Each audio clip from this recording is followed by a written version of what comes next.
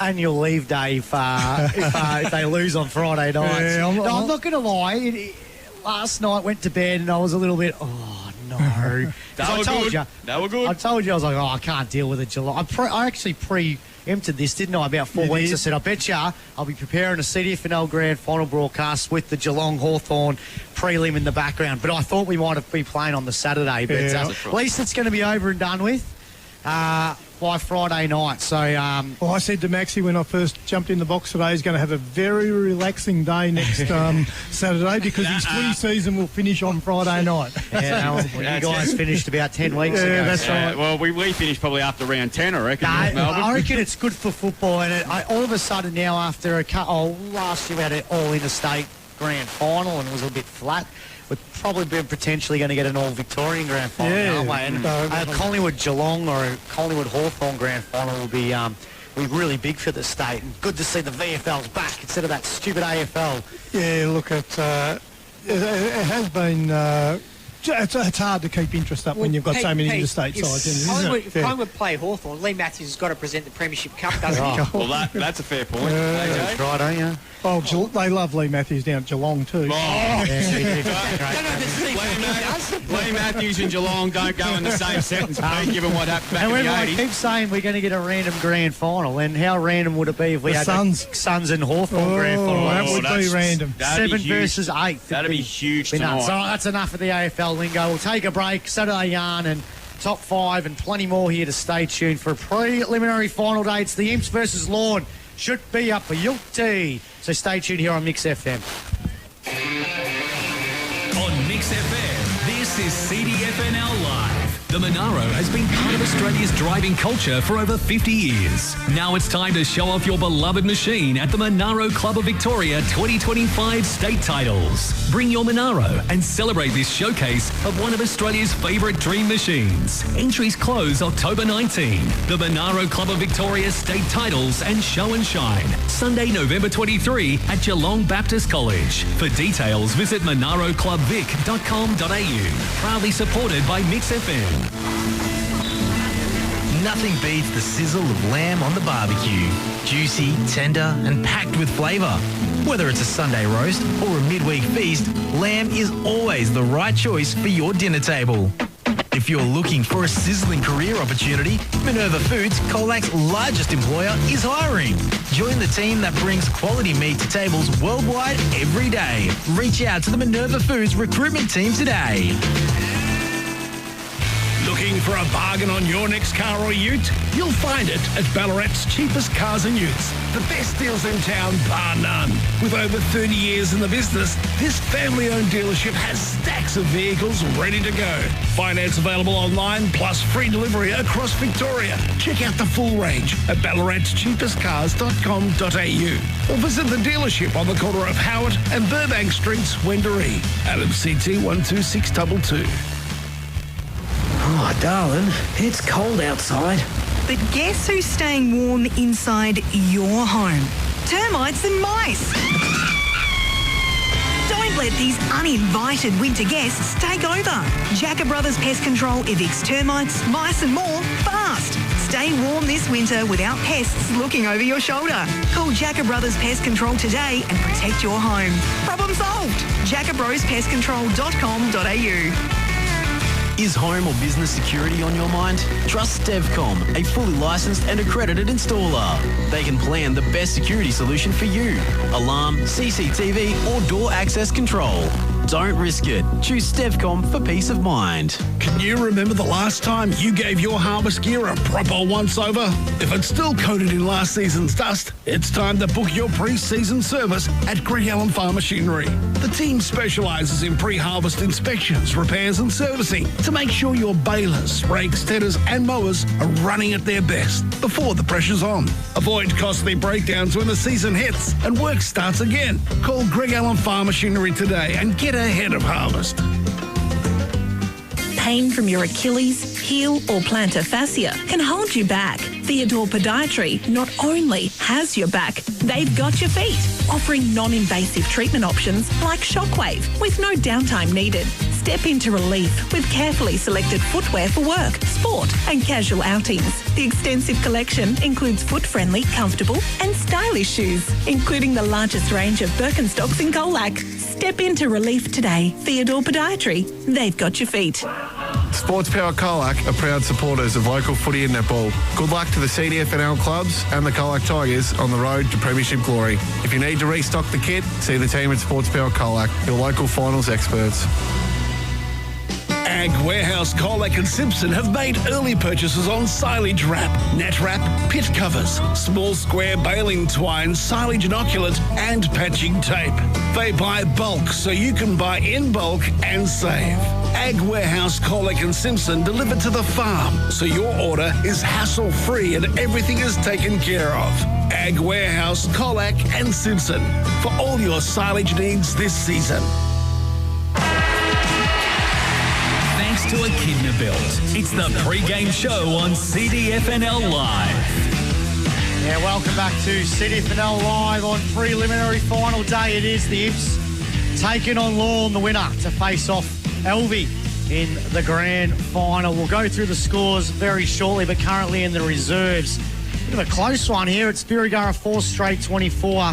They lead Illawarra back 3-4-22. The Bombers did kick the first couple of goals in this one, but the good thing about today, despite the weather, there has been plenty of scoring happening in all grades, under 12s, under 15s and under 18s, and definitely in the netball as well, lots of scoring happening there. So the weather hasn't really been a factor so far this morning. Joining us now on our pre-game show, we've got, would I say the CEO? The chairman. So she's just a wonderful person. She does really good work with the Let's Talk Colac crew. Melissa Smith, good afternoon. Thanks for joining us. Thanks for having me, Maxie.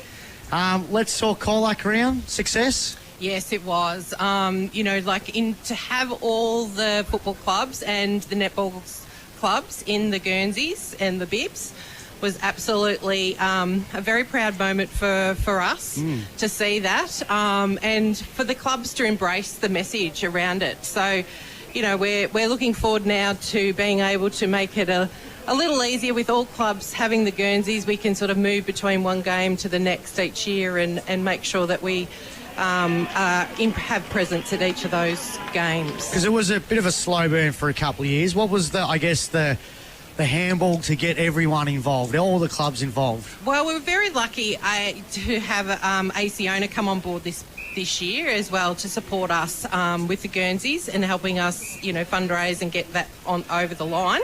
So we were able to have that extra funding to be able to bring that together. But I think it was also that the message had already sort of been rallied around, I suppose. We've been around for a few years now, and I think people realise that we're here and we're not going anywhere. We're here in that prevention space to make sure that our community gets behind one another and, supports one another as they do with their mental health, as they do with their physical health.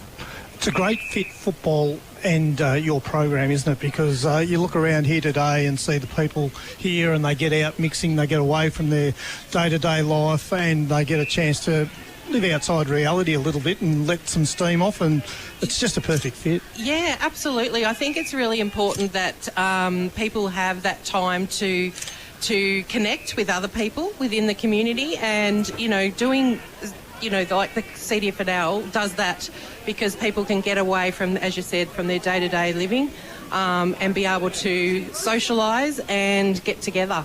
It also crosses the generational barriers as well, where you see the age groups that mix because you've got a common absolutely. love. Yeah, it's definitely something that does bring the community together, as you said, all age groups. So it makes a difference in terms of people knowing, that they can communicate and socialise with people of all ages. Just going back to the footy jumpers, what was your favourite one? Which one was your favourite jumper? Oh, that's a hard one. It is, isn't it? I thought I'd put you on the spot here. I probably should say Elvie for Dad's sake. I reckon the Elvie one really looked good, didn't pops, it? Doesn't it? Because I think as a footy jumper nuffy like myself, you sort of want to still symbolise the club. And we know they've changed, all clubs have to change their colours. But I feel like the Elvie one looked good. I really like the Eagles one. Yes. And I didn't mind, because I don't like Apollo Bay's colours because they're Hawthorn colours, they're poos and wees, but they've got to change their colours, and I thought that's a good Hawks jumper I can get on with. Yeah, well, it's interesting you say that, Maxi, because quite a few of the clubs have utilised our jumpers throughout the year. Yeah. For one reason or another, and we're quite on board with that. So, look, who knows? The Let's Talk Guernseys might, make a permanent fixture, which would be lovely. Yeah, South South won them at the start of the year because they didn't have their actual proper jumpers being sent in. So they looked pretty good, and the Imps looked pretty good as well too. But there was a bit of colour clashing though, so that was one little worry. Yeah, I think South and Bury started the game and they were like, "Oh, we couldn't separate the sides." Yes. We thought we were going to be a bit of a worry between Simpson and Otway, but it ended up being not too bad, was it, Pete? No, it wasn't too bad in the end. Yeah. Yeah, it's funny how sometimes you look at them and think, "Oh, that's really going to be hard to distinguish." Yeah. Like even if you look at Bury and Irrewarra back out there now, I mean that's. There's same a lot colours. of red, isn't there? Yeah, they're the same colours. So, yeah, it's hard, and we wanted to be able to put our branding on it as well. So, Born Apparel did an awesome job trying to make those changes, but also sort of stick in the club colours as well. Now, Pete did allude to it about the mental health, and it's good to go to the local footy and, chat to people and sort of just get a load off a little bit. Yep. But on the other aspect, Mel, I'm going to be really stressed out this week. Geelong and Hawthorn playing. Oh, yeah. Pete's been joking about it the whole time. My mental health's just going to go nuts. And, you can joke about those things, but I'm being serious, though. It's going to be a tough, stressful week. What's some things that I could do? Yeah, look, anxiety is truly up there in terms of when your team's playing and you're trying to make... just get through the week, I suppose. And I think it's just be kind to yourself and spend some time probably not, reading the paper and keeping up with it. You've got to step away. Step away from that for a while and have some, time out. I think would be really important. Mel, how important is exercise in mental health? 100%. I think that I preach this, but I don't do enough of it. But exercise is one of those wonderful, it creates endorphins. It increases your physical health, increases your mental health. And we're made up of 50% mental health, 50% physical health. So it's really important that we spend as much time focused on physical health and then onto that on mental health. So people sort of probably do focus more on that, physical side of things, but it does take a big part in your physical health. So there you go, Maxie. This week, go for a few runs, mate. I already do that. I'll just keep it as a normal week. But just speaking on that, not jokes aside, but players... do put a lot of pressure on themselves this time of year, and you can make a mistake that can cost a final or suspensions, stuff like that, losing a grand final, losing a prelim. It can be that time where things can get a little bit dark. I even know people will say, no, don't take it too serious, but it does happen. Yeah, 100%, and I think you wouldn't be human if you didn't feel like that. I think that it's really important to be able to it is a game at the end of the day, and I think that we do take it, it's serious football. We do take it very, very serious. And then we're just sort of, viewing someone out on the ground at the moment. And, that's where it's, you've got to take on board the importance of, it is a game. It's not just about winning or losing. It is important to a lot of people, yes, and brings the community together. But it's also, at the end of the day, it's a game of football. Yeah, it's not life or death, is it, Melissa? No. It might feel it at the time, but once that's right. you take a breath and of course. And people get around you. Yeah, 100%. And it's natural to feel those feelings. Don't stop those feelings. Don't feel bad for feeling those feelings, because that means you care. That means you care about your club. It means you're invested in the club, and, your club... members are there to support you through that, win or lose. So your involvement with the CDFL, is that a year-on-year thing, or is there a long-term agreement, or how does that sit at the moment? At the moment, yeah, well, we'll have to chat about that. But at the moment, yes, we are looking at, a year-to-year thing that we will be able to continue on for many, many years to come. So, we'll be talking to the league about where the future of Let's Talk round goes from here. Yeah, because I think it's a really great fit because it's dealing with something within our own community, like direct involvement. Some of these other things that we do are sort of a broader picture type thing, whereas this is a direct impact on our own community. Yeah, so. And I think that's the important part about what we do is we are in the prevention space. We are trying to showcase the importance of looking after your mental health so you don't get to the crisis stages. And also that all the funding that we do raise stays right here in Colac to support, our football clubs and anything that we do just to keep, mental health first aid courses going, and obviously our presentations that we do on a weekly basis as well. Is there any other leagues that actually have I know there's games, but is there any other leagues that have actually changed their jumpers, all clubs in their league and have had a mental health round? Not that I'm aware of. So I think we're in the forefront of that, which we're really proud about.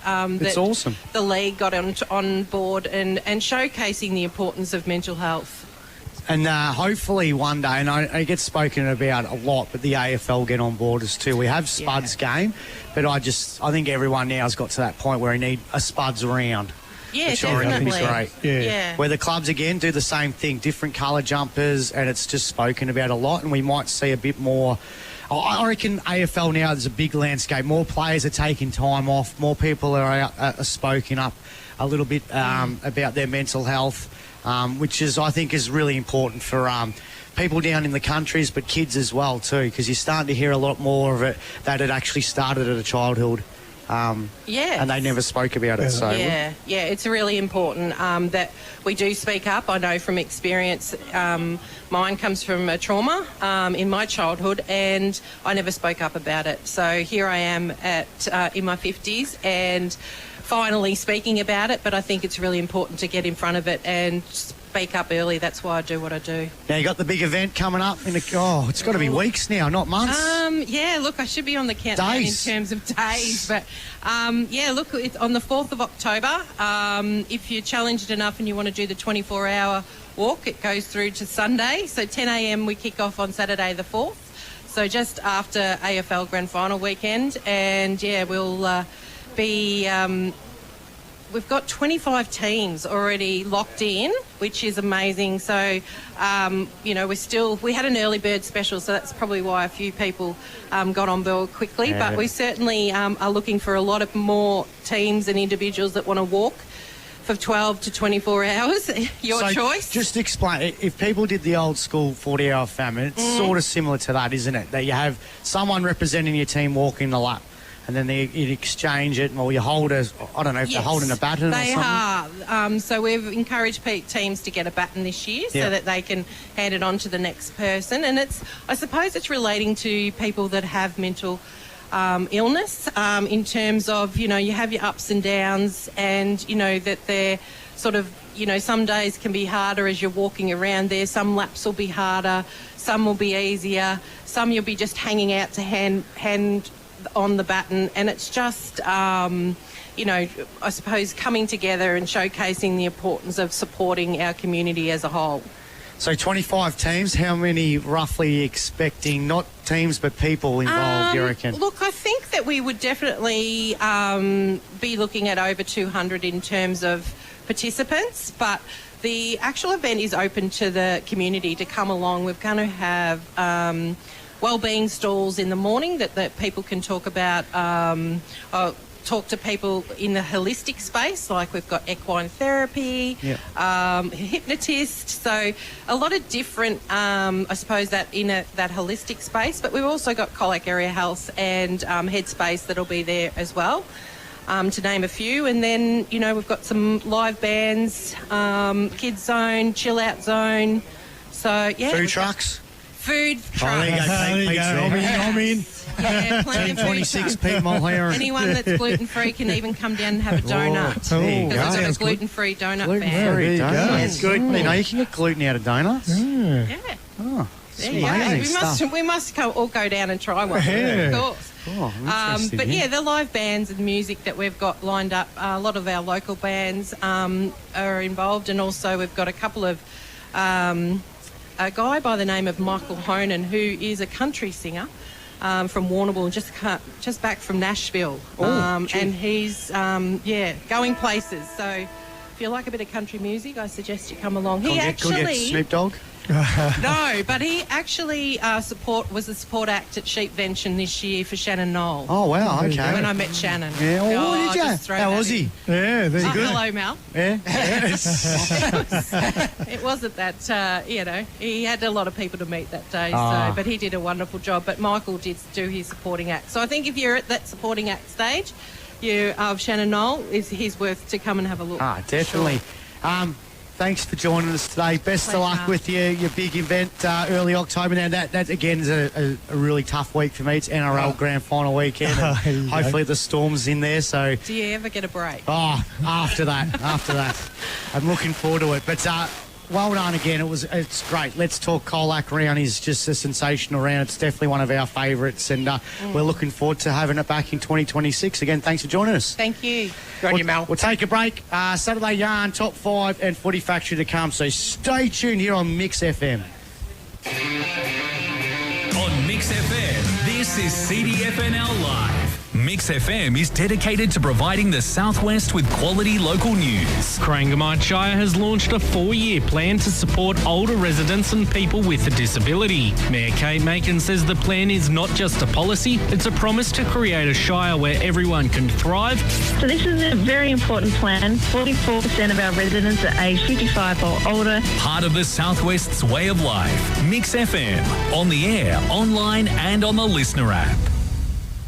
Looking for a bargain on your next car or ute? You'll find it at Ballarat's cheapest cars and utes. The best deals in town, bar none. With over 30 years in the business, this family-owned dealership has stacks of vehicles ready to go. Finance available online, plus free delivery across Victoria. Check out the full range at ballaratscheapestcars.com.au or visit the dealership on the corner of Howard and Burbank Streets, Wendouree. Adam CT 12622. Nothing beats the sizzle of lamb on the barbecue. Juicy, tender, and packed with flavour. Whether it's a Sunday roast or a midweek feast, lamb is always the right choice for your dinner table. If you're looking for a sizzling career opportunity, Minerva Foods, Colac's largest employer, is hiring. Join the team that brings quality meat to tables worldwide every day. Reach out to the Minerva Foods recruitment team today. G'day, Barry here from Colac. I've been with Roderick Insurance Brokers for over 10 years. They've always looked after our insurance, from the farm equipment and business to our home and cars. Give them a call so they can look after you too. Roderick Insurance Brokers, right advice, right decision. What makes you a local of the Great Southwest? You've dressed up and walked down Murray Street for the Kana Parade. You've ran a couple of laps of Botanical Gardens. And you love a Holmes Bakery sausage roll. Holmes, the best in the West. Murray Street, Colac. Is home or business security on your mind? Trust Stevcom, a fully licensed and accredited installer. They can plan the best security solution for you. Alarm, CCTV or door access control.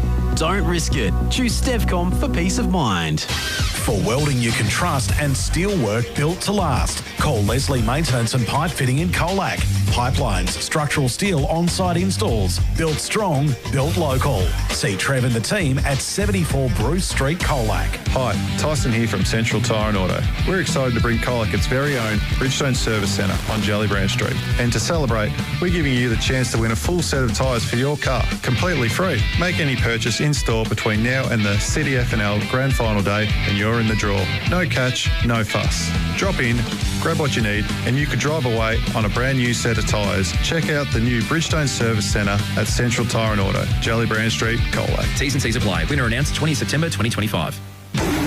Bobcat. That's a name worth roaring about. And the biggest roar is coming from FSR Equip, the authorised Bobcat dealer for Southwest Victoria and specialist for Bobcat telehandlers. From construction to agriculture, Bobcat telehandlers offer unmatched versatility and strength with superior reach and lifting capacity. Bobcat telehandlers are built tough to handle any challenge. Follow the sound of the roar and get to FSR Equip, Hugh Murray Drive, Colac East. Bobcat, one tough animal. With the footy and netball season here, the Colac RSL is your spot for post-game catch-ups. Grab a cold drink, enjoy delicious food and celebrate and commiserate with mates. If you're cheering from the sidelines or playing on the court or field, wind down at the Colac RSL. Your club delivers on the field. Think Water Colac delivers water solutions, serving the southwest for over 25 years. Irrigation and filtration systems to pumps and rainwater tanks, and your local experts in solar pump systems. Think Water Colac. They do water well. Thanks to Echidna Belts, it's the pre-game show on CDFNL Live. Yes, preliminary final day here at the Central. It is Lorne taking on the Colac Imperials in a spot for this year's grand final. Before we go to Saturday Yarn, score updates thanks to Thinkwater. In the football this morning, it was Apollo Bay 5-9-39 defeated Illawarra Back 2 straight 12 in the under 12s. Under 15s, the Western Eagles 13-11-89 defeated Apollo Bay 2-1-13. And a thriller in the under 18s, Apollo Bay 5-5-35 defeated the Imps 5-4-34. And in the netball, 13 and unders, Illawarra Back 28 defeated Lorne 24. They came from behind to win that. The Bombers in the 15 and unders, Lorne 38 defeated Illawarra Back 36. 17 and unders, it was Western Eagles 28 defeated South Colac 26. That was a cracking game of netball. And in the D grade, Carly Entercourt's Lorne's All-Stars 34 defeated South Colac 32. C grade, Imps 31 defeated Birregurra 22. And in the B grade, South Colac 35 defeated Illawarra Back 21. A grade about to get started, Alvey versus Imps. Who wins that, guys? Because it is going to be an absolute belter of a game. I don't think it'll be like 2 weeks ago, I wouldn't think. Yeah, look, I've got this feeling that I think Imps might get up in that game. But yeah, anyway. I think they would have learned a hell of a lot from that game a fortnight ago. Eliza Cole and Chloe Gray will be really firm on them today. I reckon the Imps as well. Yeah. I've tipped them to make the grand final at the start of the year, and I think they can turn the tables. I reckon Imps might get up. Should All be a right, time cracker. now for the Saturday Yarn. Yes, it is. Question 1, Pete Mulheron. It's Lorne defender Richard White's 300th club game today. How good has he been for both Lorne and the CDFNL over his career, mate? Oh, look, he's just a boots and all sort of player, isn't he? He's just one of those blokes that you love to watch because you know he's not the most skilled bloke, he's not the best runner, he's whatever, but he goes out there and he gives you 100% every time he steps over that white line. You just know what you're going to get from a Richard White type player. So he's been a very valuable player for Lorne over the years, and yeah, I just love players like that. Particularly when he's 300 club games for a bloke that won club. It's an unbelievable achievement. I'm pretty sure he's played at Otway, and I'm pretty sure he's played at the Eagles. Yeah, but I don't think they only won. Was it 1 year? Yeah, not for very long. Was it his brother played at Bury? One of the Brendan also played at Lorne and Otway districts too. Yeah. So. Just a fantastic effort there. Well done to Richard as well. But it is just effort. Yeah. Week in, week out, it's just a great example to people that, you know, that you just put your best effort in every time you step over that white line, and that's very loyal. That's what he does. Very loyal club person as well. Those two words, Max, he's the epitome of a reliable defender, isn't he? Yeah, exactly. He's got a weird kicking style that just makes no sense, but it works. Yes. Whatever roles he plays, he just plays that role really well. Yeah. That's what's the beauty of it. He doesn't have to come in and have 25 possessions, kick 6 goals or whatever. Yeah, he just does the team things and plays his role. That's exactly right. Question 2. Now, Pete, we don't usually travel into AFL territory too much. We try not to because everyone's got their opinion on that. But what are your thoughts on some of Greg Swan's mooted changes for next year, such as last touch out of bounds, elimination of the sub, and maybe putting a line across the centre circles to force ruckmen to jump at each other at centre bounces? Yeah, so, I think they're the rules that the AFL have stuffed up, and they should have been fixed anyway, but the sub rule just doesn't make any sense at all. Get rid of it. So get rid of it. Whether you have the 5 on the bench or 4 on the bench, that'll be for them to decide, but they need to just make sure they restrict the rotations, and that'll take care of the sub anyway. So the sub rule was just ridiculous that you would sub someone off early in the game and then you get an injury and you couldn't put that other person back on. Never made sense at all. And last touch out of bounds, well, we carry on about the deliberate out of bounds. It makes it black and white, doesn't it? Yeah, it does. So it's worked pretty well in South Australian footy. Max will be big on this. If it filters through to local level, the way you train umpires, field umpires, is getting them in on the boundary to begin, and that might be taken away. You still need boundary umpires. Yeah, you still need to call. So what if there's a marking contest and someone just balls it out of bounds? Out of bounds. Yep, exactly. Yeah. Yep. It's just from a last disposal. So if it's a handball, it's a kick, it's the opposition's play. I actually don't mind it. It's going to move the game a bit quicker. Yep. It eliminates some rucking. I was going to say it'll lessen the value of the ruck. Yeah, so Tom de Conning might just have to go down a couple of mil. Yeah, so those, especially those big bullocking ruckmen, the strong-bodied ruckmen that do all their work at the boundary throw-in might not be much good at centre bouncer, so it's going to make life tough for them. The line across the centre, well, I can't understand the ruck rule as it is. Every time the umpire blows a whistle, I don't know which way it's going to go. So ruck lotto? Yeah, it is ruck lotto. So I think anything they can do to make it clearer so people understand what's actually happening in the ruck would be good. And I do watch a bit of the SANFL and over the last few years, and it actually made the game goes a lot smoother. Nobody complains. They know the goes out of bounds. They love it. They actually are real advocates over there. Yeah, so the other thing you should do, start paying in the back. Tell the umpires to start paying in the back. I'm sick of seeing people just shove people out of the way or dive and lay on top of people. It's in the back. How can you tell Pete Mulheron's a Richmond supporter without saying that he's a Richmond supporter? and I think it's about time they got rid of the sub rule, though, particularly when you have too many debutants to start as a sub. Like, fair dinkum. Like, you don't know when you're going to get on the ground. I'm actually pro sub rule. I don't mind it. Yeah, I feel like it's really good for a tactical sense. I don't like when Drewy alludes to, like, debutants, but at the end of the day... grinds my gears. However, though, I've heard a couple of interviews with some of the debutants, and they've actually really liked it because it takes the nerve out of it. So I get to sit there and watch the game unfold, and then I come out at a situation where, we need to win or the game's sort of done, and it sort of takes that element of it, and then they're a better player for game two. You can still do that on the interchange. The coach might... Well, you could, but interchange, they change over a lot pretty quickly. You kick a goal, mate, you're on the bench. You can say to the young bloke, well, you're not going to get on for the first quarter. We could, but it just doesn't make sense to me that you've got, especially now with concussion, I mean... a player that you might take off because he's had a bad start to the day, and you sub him off, and then all of a sudden someone gets a concussion, just go old you're school. playing one short. Yeah, just go old school, one on the bench. That's it. One on the bench. Wouldn't that change things up? Yeah, it might. No, we'll just keep bringing back the rotation numbers. Yeah, what's it, 75? 75 now, yeah.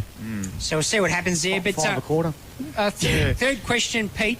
Who, in your opinion, takes out this year's Illawarra Biak best and fairest for footy? Oh, gee, that's a tough question as well, isn't it, mate? It's hard to go past Mitchy Thornton, isn't it? Well, you've got Mitchy Thornton and what's his name that was injured early in the year? Cooper Stevens, two outstanding players there. But probably every time we've seen Illawarra Biak play, I think Bryce McDonald's been right up there as their best player. Probably played more games than most. I know he missed a couple of weeks when he had the shower accident.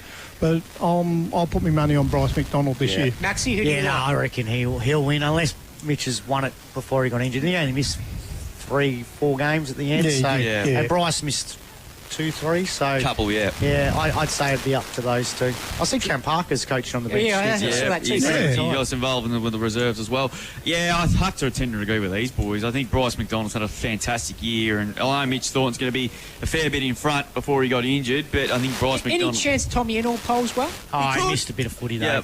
We missed a bit of footy during the year. Up until interleague, he was going all right, and then he copped that injury, and he never really hit top form again till finals time. He needs to snag goals in his game. I think he's got this grace burst of speed, but he doesn't kick too many goals. I feel like that just needs to be a bit on his improvement card come next year. He only kicked 2 goals this year, I think. Yeah. So and he can run. Should have been 3. That's another argument for another day. That's Saturday yarn, boys. All right, we'll take a break. Footy Factory Top 5 coming up. So stay tuned here on Mix FM. On Mix FM, this is CDFNL Live. Weekday mornings from 6, it's Mix Brekkie. Gold Coast talent. I mean, the talent is there. It's obvious to see. So, look, Saturday night's going to be fantastic. The tickets were sold out in about 6 hours. It's unbelievable how quickly they were gone. I'll tell you what, though, if the Gold Coast win, look out Shooters nightclub. That is going to be pouring with people getting in there and getting around that. Outstanding. I don't even know it, but it just sounds outstanding. I love it. Mix Brekkie for McDonald's Colac and Snap Fitness Colac. Mix FM. Oh, darling, it's cold outside. But guess who's staying warm inside your home? Termites and mice. Don't let these uninvited winter guests take over. Jacker Brothers Pest Control evicts termites, mice and more fast. Stay warm this winter without pests looking over your shoulder. Call Jacker Brothers Pest Control today and protect your home. Problem solved. jackerbrospestcontrol.com.au. Nothing beats the sizzle of lamb on the barbecue. Juicy, tender, and packed with flavour. Whether it's a Sunday roast or a midweek feast, lamb is always the right choice for your dinner table.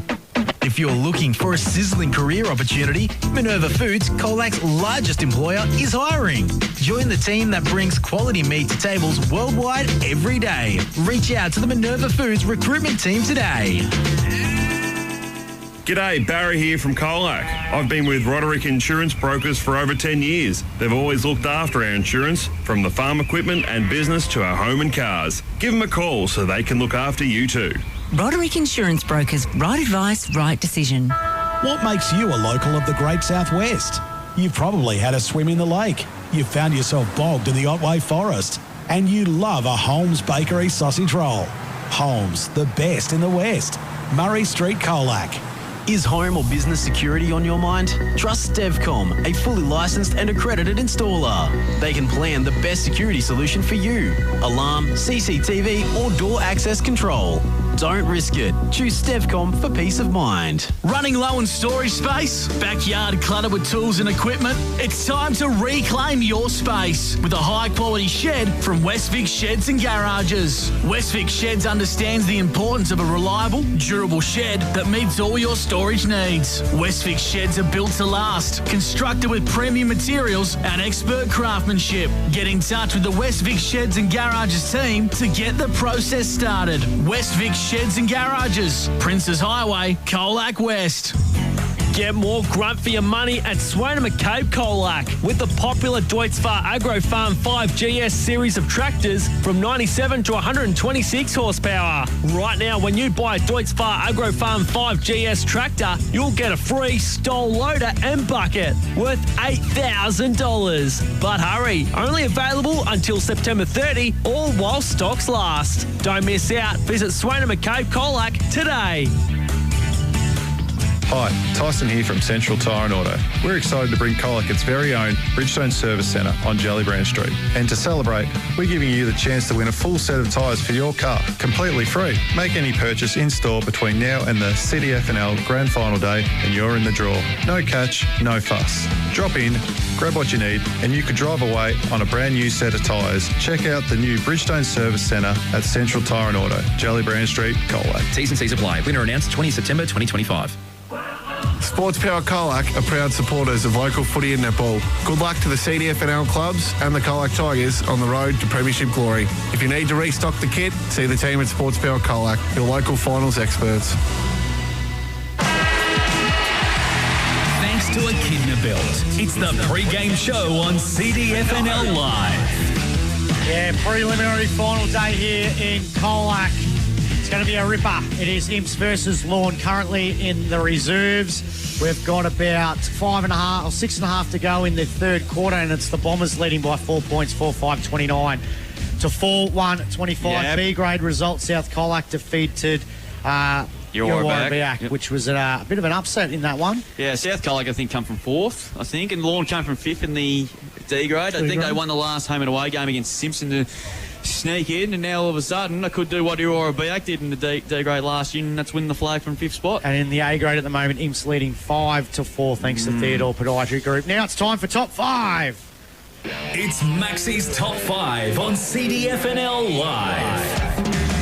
I thought hard and long about this one, and it came to me on a run. Run? Yep. Really? The top 5 best sides to not have won the flag in the CDFNL since 2010. Oh, in the CDFNL? I thought you were talking AFL. Oh, that's Geelong every year. I tell you what, I'm looking forward. Well, I don't think we've done one of Pete Essendon? Oh, don't bring that up, AJ. I'm actually curious. I don't think we've done one of these before, haven't we? Nah. No. So at number 5, I've got the 2016 South Colac side. Yeah, right. Now, on this day... not 2016. Yeah, the 2016 side. They only lost one home and away game that year. Yeah. That was to Birregurra. That was in the... They also, the year before, they only lost one game too against Simpson that year, but they lost to Illawarra Biak in the preliminary final. That was one of the big upsets. I watched that grand final the other day. Wasn't that such a good grand final? The 2016 one. Yeah, that was a cracker. They had a lot of everything. Yeah. South Colac really pushed Birregurra, and then... Cherrygurra went and whooshed her in the final and set up 3 goals. At number 4, the 2022 Alvey side. They were clearly on top of the ladder, and they went out in old straight sets. I think that was a shock because that preliminary final, they lost the semi very closely to South Colac. It was 2 or 3 points. And then it was neck and neck for 3 quarters, and then Illawarra Biak kicked 8 goals to zip in the last quarter. And Alvey led by 20 points twice in that game. Yeah, it was nuts. 2010 Birregurra side, just unfortunate. I think another couple of minutes and they might have won that flag. Another grand final I watched during the week. Yeah, they lost in 2009, but they got smashed that year, and I think Illawarra Biak were really the best side. But that year in 2010, Birregurra really matched it. I think they came a draw actually with them and bet them early in the year. They bet them in the semi-final as well. But just on that day, a really poor second and third quarter cost them that flag. They did.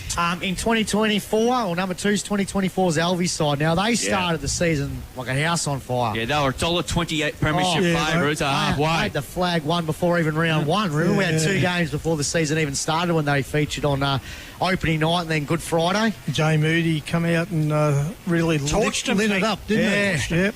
Gee, and just as the season... continued on, the other sides caught up to them, and then they had all those injuries, and what could have been if they actually held on to win against Lorne in that semi-final last year. And then the best side that I've seen in my tenure calling the CDFNL was the 2013 Imps side that didn't go on to win the premiership.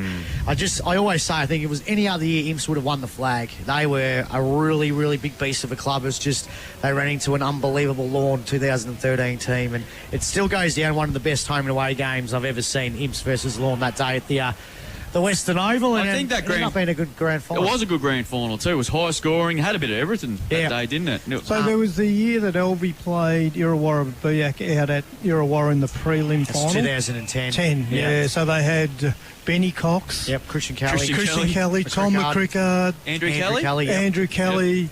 Finnegan. Yep, it was a pretty good side. It was a super side. I just don't think they were in the measure. That just shows you how strong that comp was. Yeah, that's right. Again, similar to this year, we have 3 really good sides, and I think that was the same as well. And I reckon even the year before, 2009, they had a pretty good side too. Liam McGuan was in that team. A young Liam McGuan. Yeah. So there you go. Oh, that was good. Yeah, it was good. It was good, wasn't it? Well done, Maxie. Yeah, pat yourself on the back there, Max. I'll give credit where it's due, AJ. Wait and see what I've got in store for next week. Oh, no. Here we go. Watch out when Maxie goes for a run. That's when good stuff Next happens. week's already done. Next week's not a top 5. Next week's a top 22. Actually, top 22? It's a top 24. It's actually a team. A team? Yep. Oh, here we go. It is my CDFNL Livers all-star team. Oh, okay. That'll be interesting. That'll be interesting. Yep. Get ready for some tears there. You 3 might be in the side somewhat. Well, I wouldn't be in a football side, Max. I know, I was very measured about you, AJ. The only worry is I'm just hoping you turn up. Yeah.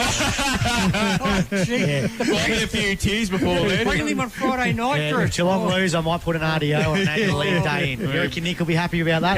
Probably I not. think I'm just going to sit this one out. Is that okay? It's the grand final. Yeah, that's right. All right, time now for Footy Factory. Well done, Maxie. CDFNL Life member, ex-CDFNL chairman, one-eyed Richmond supporter.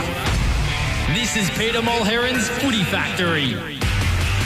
Just before we get into that, Pete, we're just coming up towards 3/4 time in the reserves, and by the looks of things, this is going to go right down to the wire. Bury have down 2 on the bench, and they've just kicked the goal to put themselves a point in front. They're 5-1 31 lead the Bombers 4-6-30 in the winner of that to take on Lorne, who won with the last kick of the day and actually stuffed up the commentary last week. So, Harvey, I apologise, mate, because I buggered it up. Oh, what happened there? It happens, Drew. Don't worry. I said the joys of victory instead of joys of defeat. Oh, right. So that's fine, but it was a great finish to the reserves last week. And this one's going down to the wire as well. So, Pete... Before we do that, in the A grade, Colac Imperials 11 lead LV6 with 3.5 to play. 11-6 in so the opening term. So they've jumped them at the moment because they'll be better by about 15 a fortnight ago in the qualifying final, but the Imps have started well. Pete, what have you got today?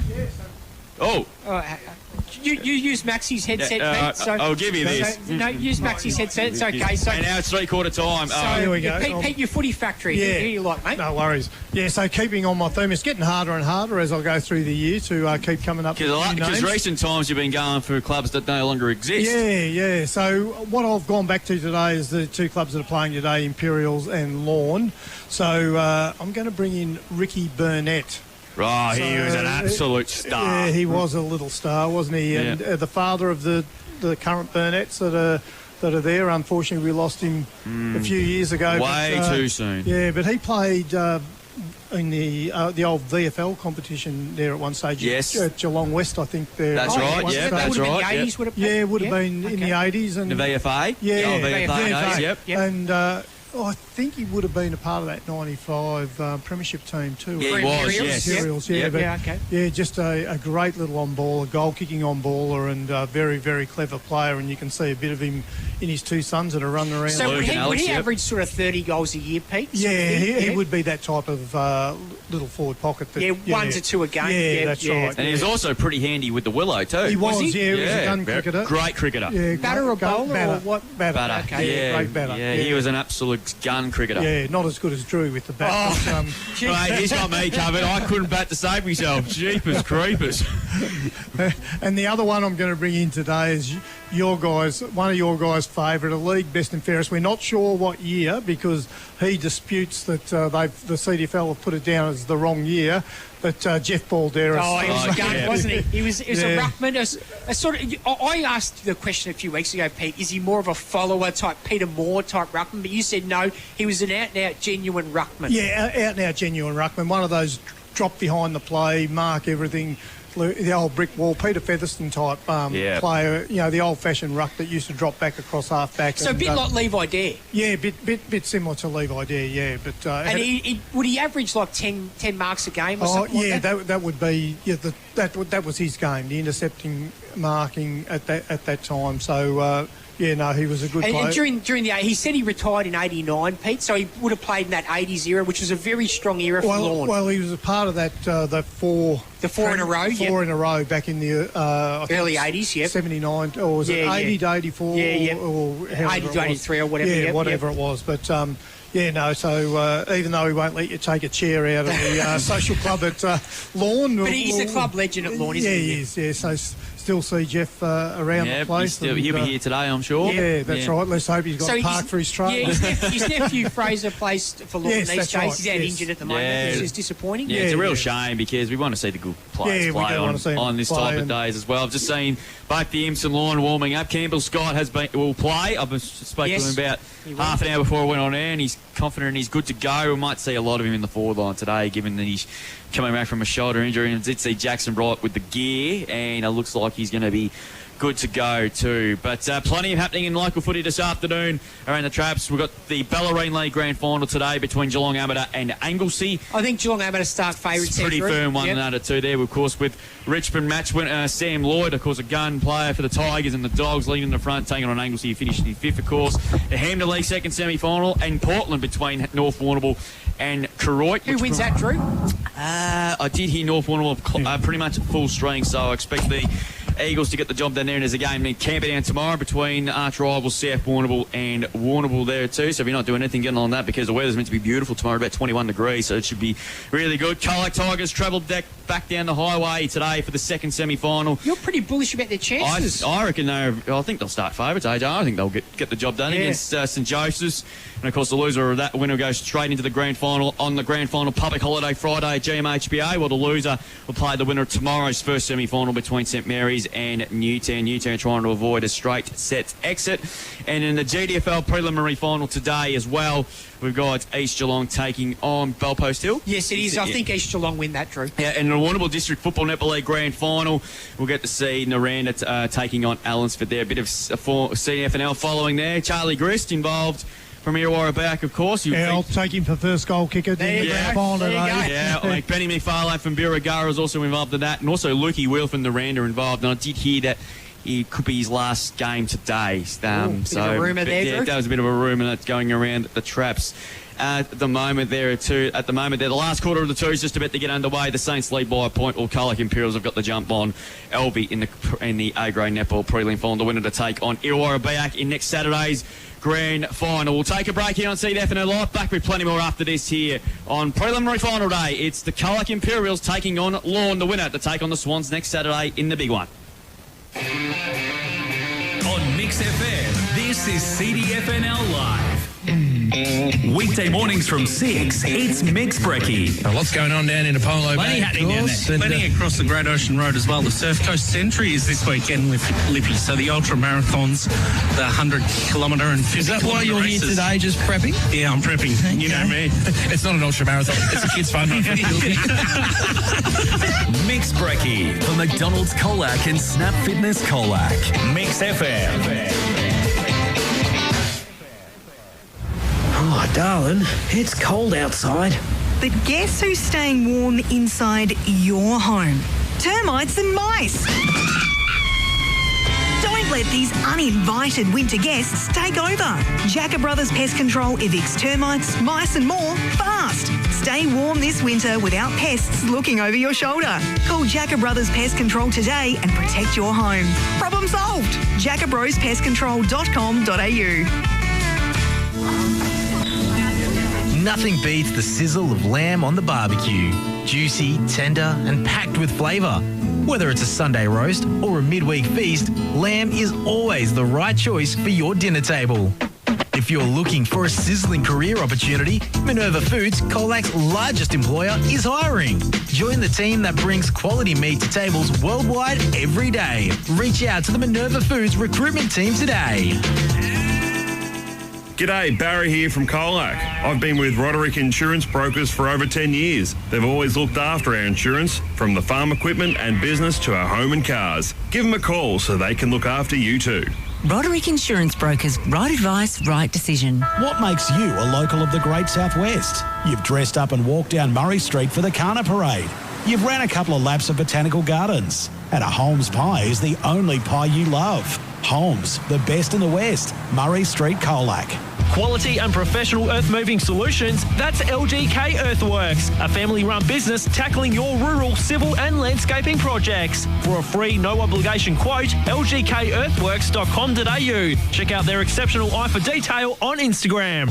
Ready to win $1,000 in cash? Yes, please! Simply purchase a $5 ticket to win big with Richardson Real Estate. Jump on the Facebook page or pop into the office on Murray Street. All proceeds go directly to Let's Talk Colac's Walk the Walk event, supporting mental health initiatives in our community. Don't miss your shot at $1,000 in cash. Grab your $5 raffle ticket today from Richardson Real Estate. You could be the lucky winner. Discover a smarter, faster, greener way to build with Echidna Built, a new standard in modular construction. Eco-friendly, high-quality modular buildings, tailored solutions for modern living and working. Perfect for expanding your home or growing your business. Design options range from 1 and 2 bedroom second dwellings or 2, 3 and 4 bedroom homes. Crafted with meticulous detail, every module blends modern aesthetics with sustainable practices. echidnabuilt.com.au, part of the CMTP group. Sports Power Colac are proud supporters of local footy and netball. Good luck to the CDFNL clubs and the Colac Tigers on the road to premiership glory. If you need to restock the kit, see the team at Sports Power Colac, your local finals experts. With the footy and netball season here, the Colac RSL is your spot for post-game catch-ups. Grab a cold drink, enjoy delicious food and celebrate and commiserate with mates. If you're cheering from the sidelines or playing on the court or field, wind down at the Colac RSL. Solomon's Flooring and Beaumont Tiles Geelong. Your complete reno needs under one roof. Tiles, tapware, baths, toilets, vanities, carpet, engineered timber, vinyl and blinds. They come to you for on-site measuring, installation and advice. Conditions apply. Our legendary tradie on Mix FM.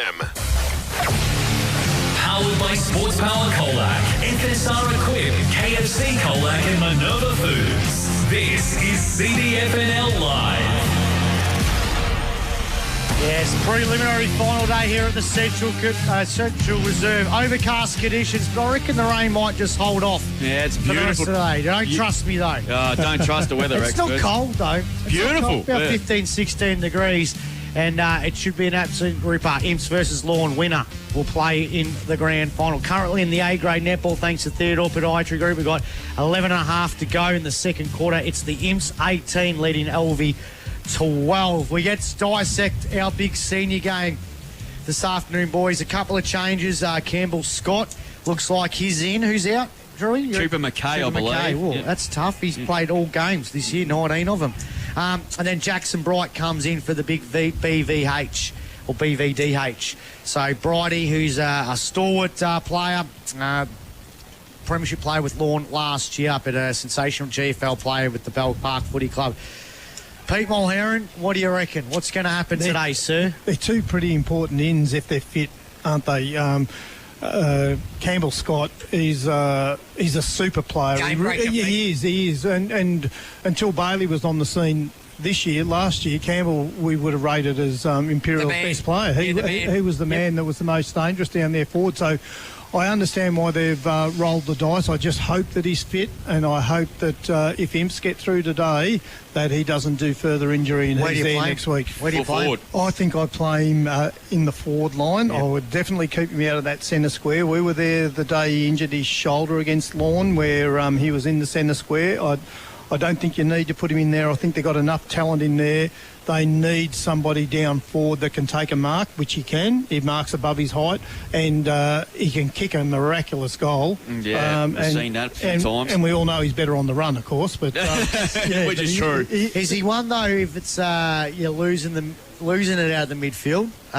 Is he one that you have to break the glass and put him in? Yeah, not today. Not today? Well, look, they know how fit he is. There's a risk of him re-injuring himself today. I'm not taking that, putting him at any more risk than I need to, because I don't think he could be the difference between winning and losing next week. That's true. That's what's on the line here. So I know if you're not there next week, you can't win. But I think their task is a lot easier with him in the side next week. I always say that the prelims are your money makers. This is when you want your money makers to play and to win. But I'd view him today. If he can snag 2 or 3 goals, he's done his role. I don't need him to get 30 possessions. I just want him to. Let's say he does play forward. Who would you play on him if you're Lorne? Oh, gee, that's a tough one. When we go, maybe O'Brien Henderson, would he be someone that would match up on him? Or Prasastek, maybe? Yeah, Prasastek. I like him more as a midfielder. Okay, I'd be reluctant to take him out of the midfield. Does BT's son go to Bailey's squad again? There was a little teaser in the Colac Herald yesterday that Ed Curnow maybe go to him. That'd be interesting, wouldn't it? Well, I think that. Ed's obviously, Well, he's a tagger. He was a tagger. He was a tagger. He tagged the likes of Merritt and Gary Ablett Jr. and that list goes on and on. Because from an outsider, you look there and you say, well, Campbell will be too quick for Ed Curnow, but he's got the experience. He's done it at a higher level. He's done it on players that are every bit as quick as Bailey Scott is. So if there's anyone that's got the technique to limit him, so what we're talking about with Bailey is not to stop him getting possessions, it's to limit his possessions and to make sure his possessions are not of a quality that can really damage you. So you're just trying to limiting the damage. If you were Lorne, would you try and cut Colac Imperials run and carry? Oh, absolutely. On a bigger ground like this? They want the game played in close. They want a lot of stoppages. They've got the power there. Absolutely, they want the game played on the inside. Imps will want to get it out to the outside, the big open spaces. And that's the one thing Imps don't want Lorne to do. No, just keep it in close. Yes. Don't get Pete started on the dump kicks. Yeah. Oh. Well, we got Alex Adams and Charlie McCartan down there, and number 19, Miles Fletcher. He's pretty handy intercept defender. And if they're going to dump kick down there, you've only got one tall down there, which is Stephen.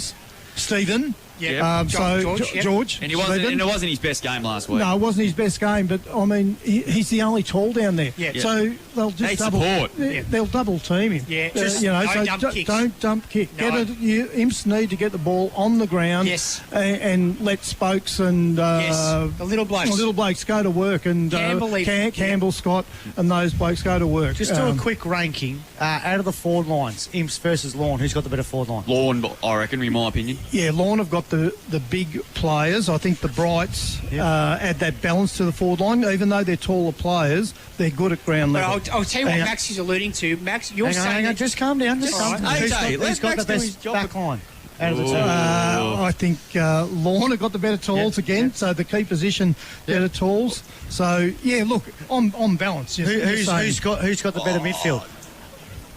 Yeah, well, Bailey Scott in there, I'd go for, I'd say Imps midfield is probably... I think you're right. I think Lorne's forward line on paper, low. Flemington straight ahead of Imps. Agreed. Back line, probably not as far distance, but they are...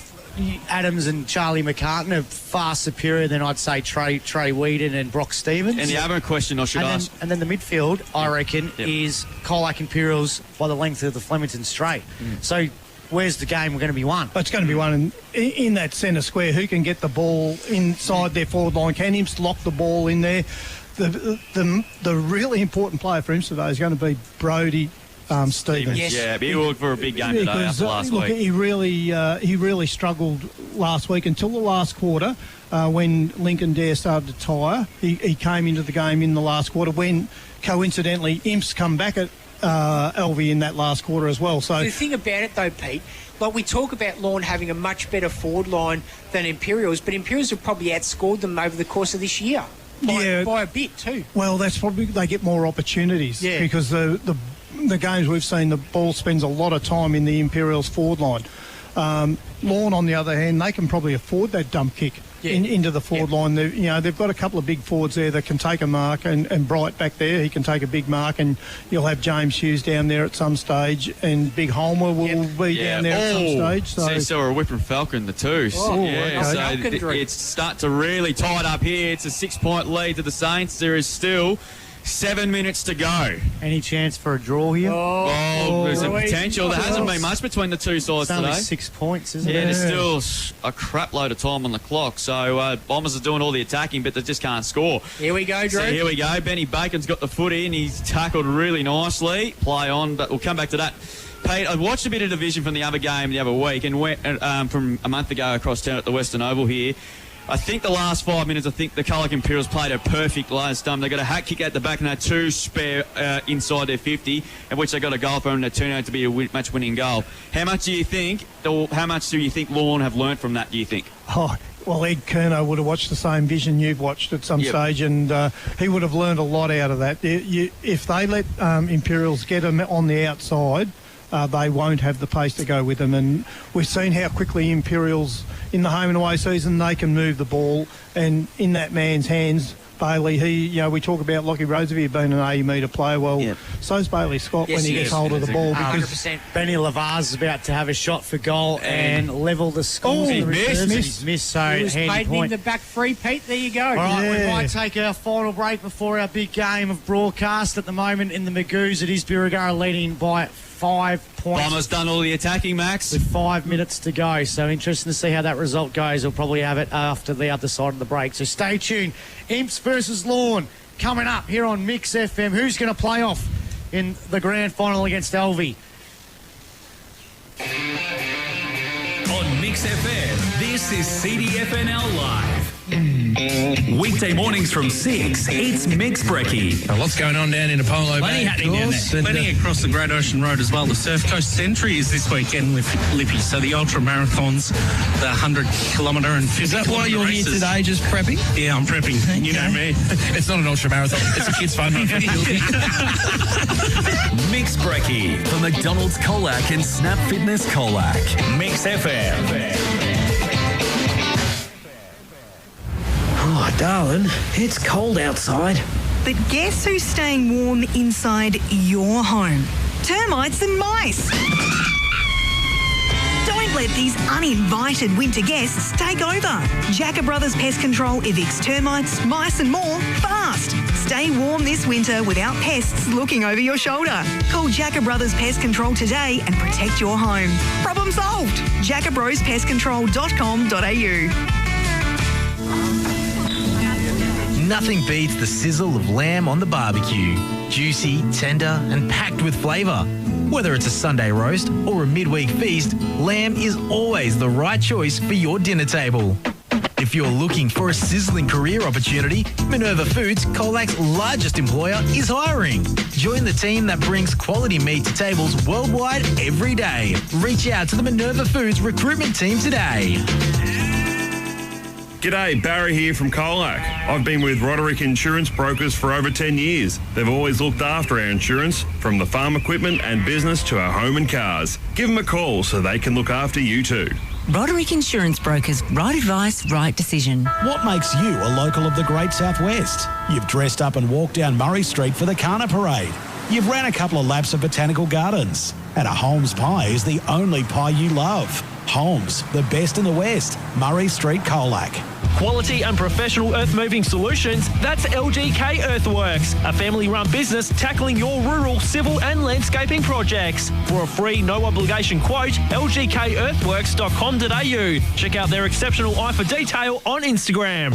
Ready to win $1,000 in cash? Yes, please! Simply purchase a $5 ticket to win big with Richardson Real Estate. Jump on the Facebook page or pop into the office on Murray Street. All proceeds go directly to Let's Talk Colac's Walk the Walk event, supporting mental health initiatives in our community. Don't miss your shot at $1,000 in cash. Grab your $5 raffle ticket today from Richardson Real Estate. You could be the lucky winner.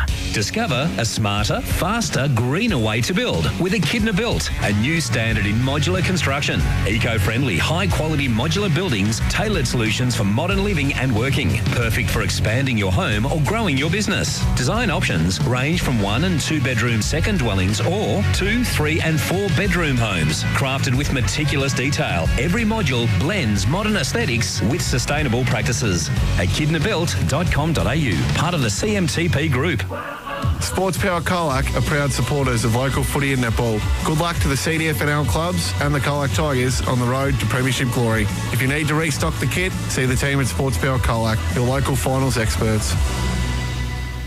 With the footy and netball season here, the Colac RSL is your spot for post-game catch-ups. Grab a cold drink, enjoy delicious food and celebrate and commiserate with mates. If you're cheering from the sidelines or playing on the court or field, wind down at the Colac RSL. Solomon's Flooring and Beaumont Tiles Geelong. Your complete reno needs under one roof. Tiles, tapware, baths, toilets, vanities, carpet, engineered timber, vinyl and blinds. They come to you for on-site measuring, installation and advice. Conditions apply. Our legendary tradie on Mix FM. Powered by Sports Power Colac, FSR Equip, KFC Colac and Minerva Foods. This is CDFNL Live. Yeah, it's one of the favourite days of the year. It's preliminary final day. Winners go off to the grand final. We've got a big one coming in about 10 minutes' time. It's the Colac Imperials. Did you pay that? Versus Lorne. Yep. Sorry, I forgot. And it should be an absolute ripper of a game of football. At the moment in the reserves, it's a 5-point lead to Birregurra, 6-1-37 to 4-8-32. But there is another shot for goal that could pretty much be on the siren. Yep. Last week we had Lorne after the siren. This week it looks like Illawarra Biak. Yeah, Lockie Farr's got the footy here he'll kick from about 40 out. How far can he kick it? If he kicks this, the Bombers will win. So he comes in now. 35. kicks, and he goes! Bang! So for the second week in a row, the Saints are going to be pipped on the post. Snatched it from the jaws of? The jaws of defeat. There you go, I made way for it. Drew's had redemption. He's got it. Like I said, I apologise. I made a stuff up last week, so I apologise. We move on, and the Lorne are going to take on the Bombers next week in the grand final. They've come from the clouds, Pete. So there's 20 seconds left, Drewy, so the umpire's got to bounce it. There's no time on in reserves footy, so they'll have... they're down to 11 seconds. He goes, look, find the ruck. So they've stuck the free kick. There's a free kick. There's a free kick to somebody, but doesn't matter. The siren's going to say out. Luke Foy's the siren's going to say out, and the Bombers win by a point. Oh, Luke Foy's got the ball in his hands there. Absolutely jubilant, the Bombers. Wow, what a finish. Imagine that. 2 finals in a row. You lose pretty much with the last kick of the day. Couple of rotations down, Pete, for Birregurra. Yeah, they had a couple of blokes go off early, one on the stretcher, and... and there's one on the crutches one there now. on the crutches now, number 48. Wow, we've seen a ripping finish here. Lockie Farr kicks it straight through the middle. It was a free kick. He was probably there.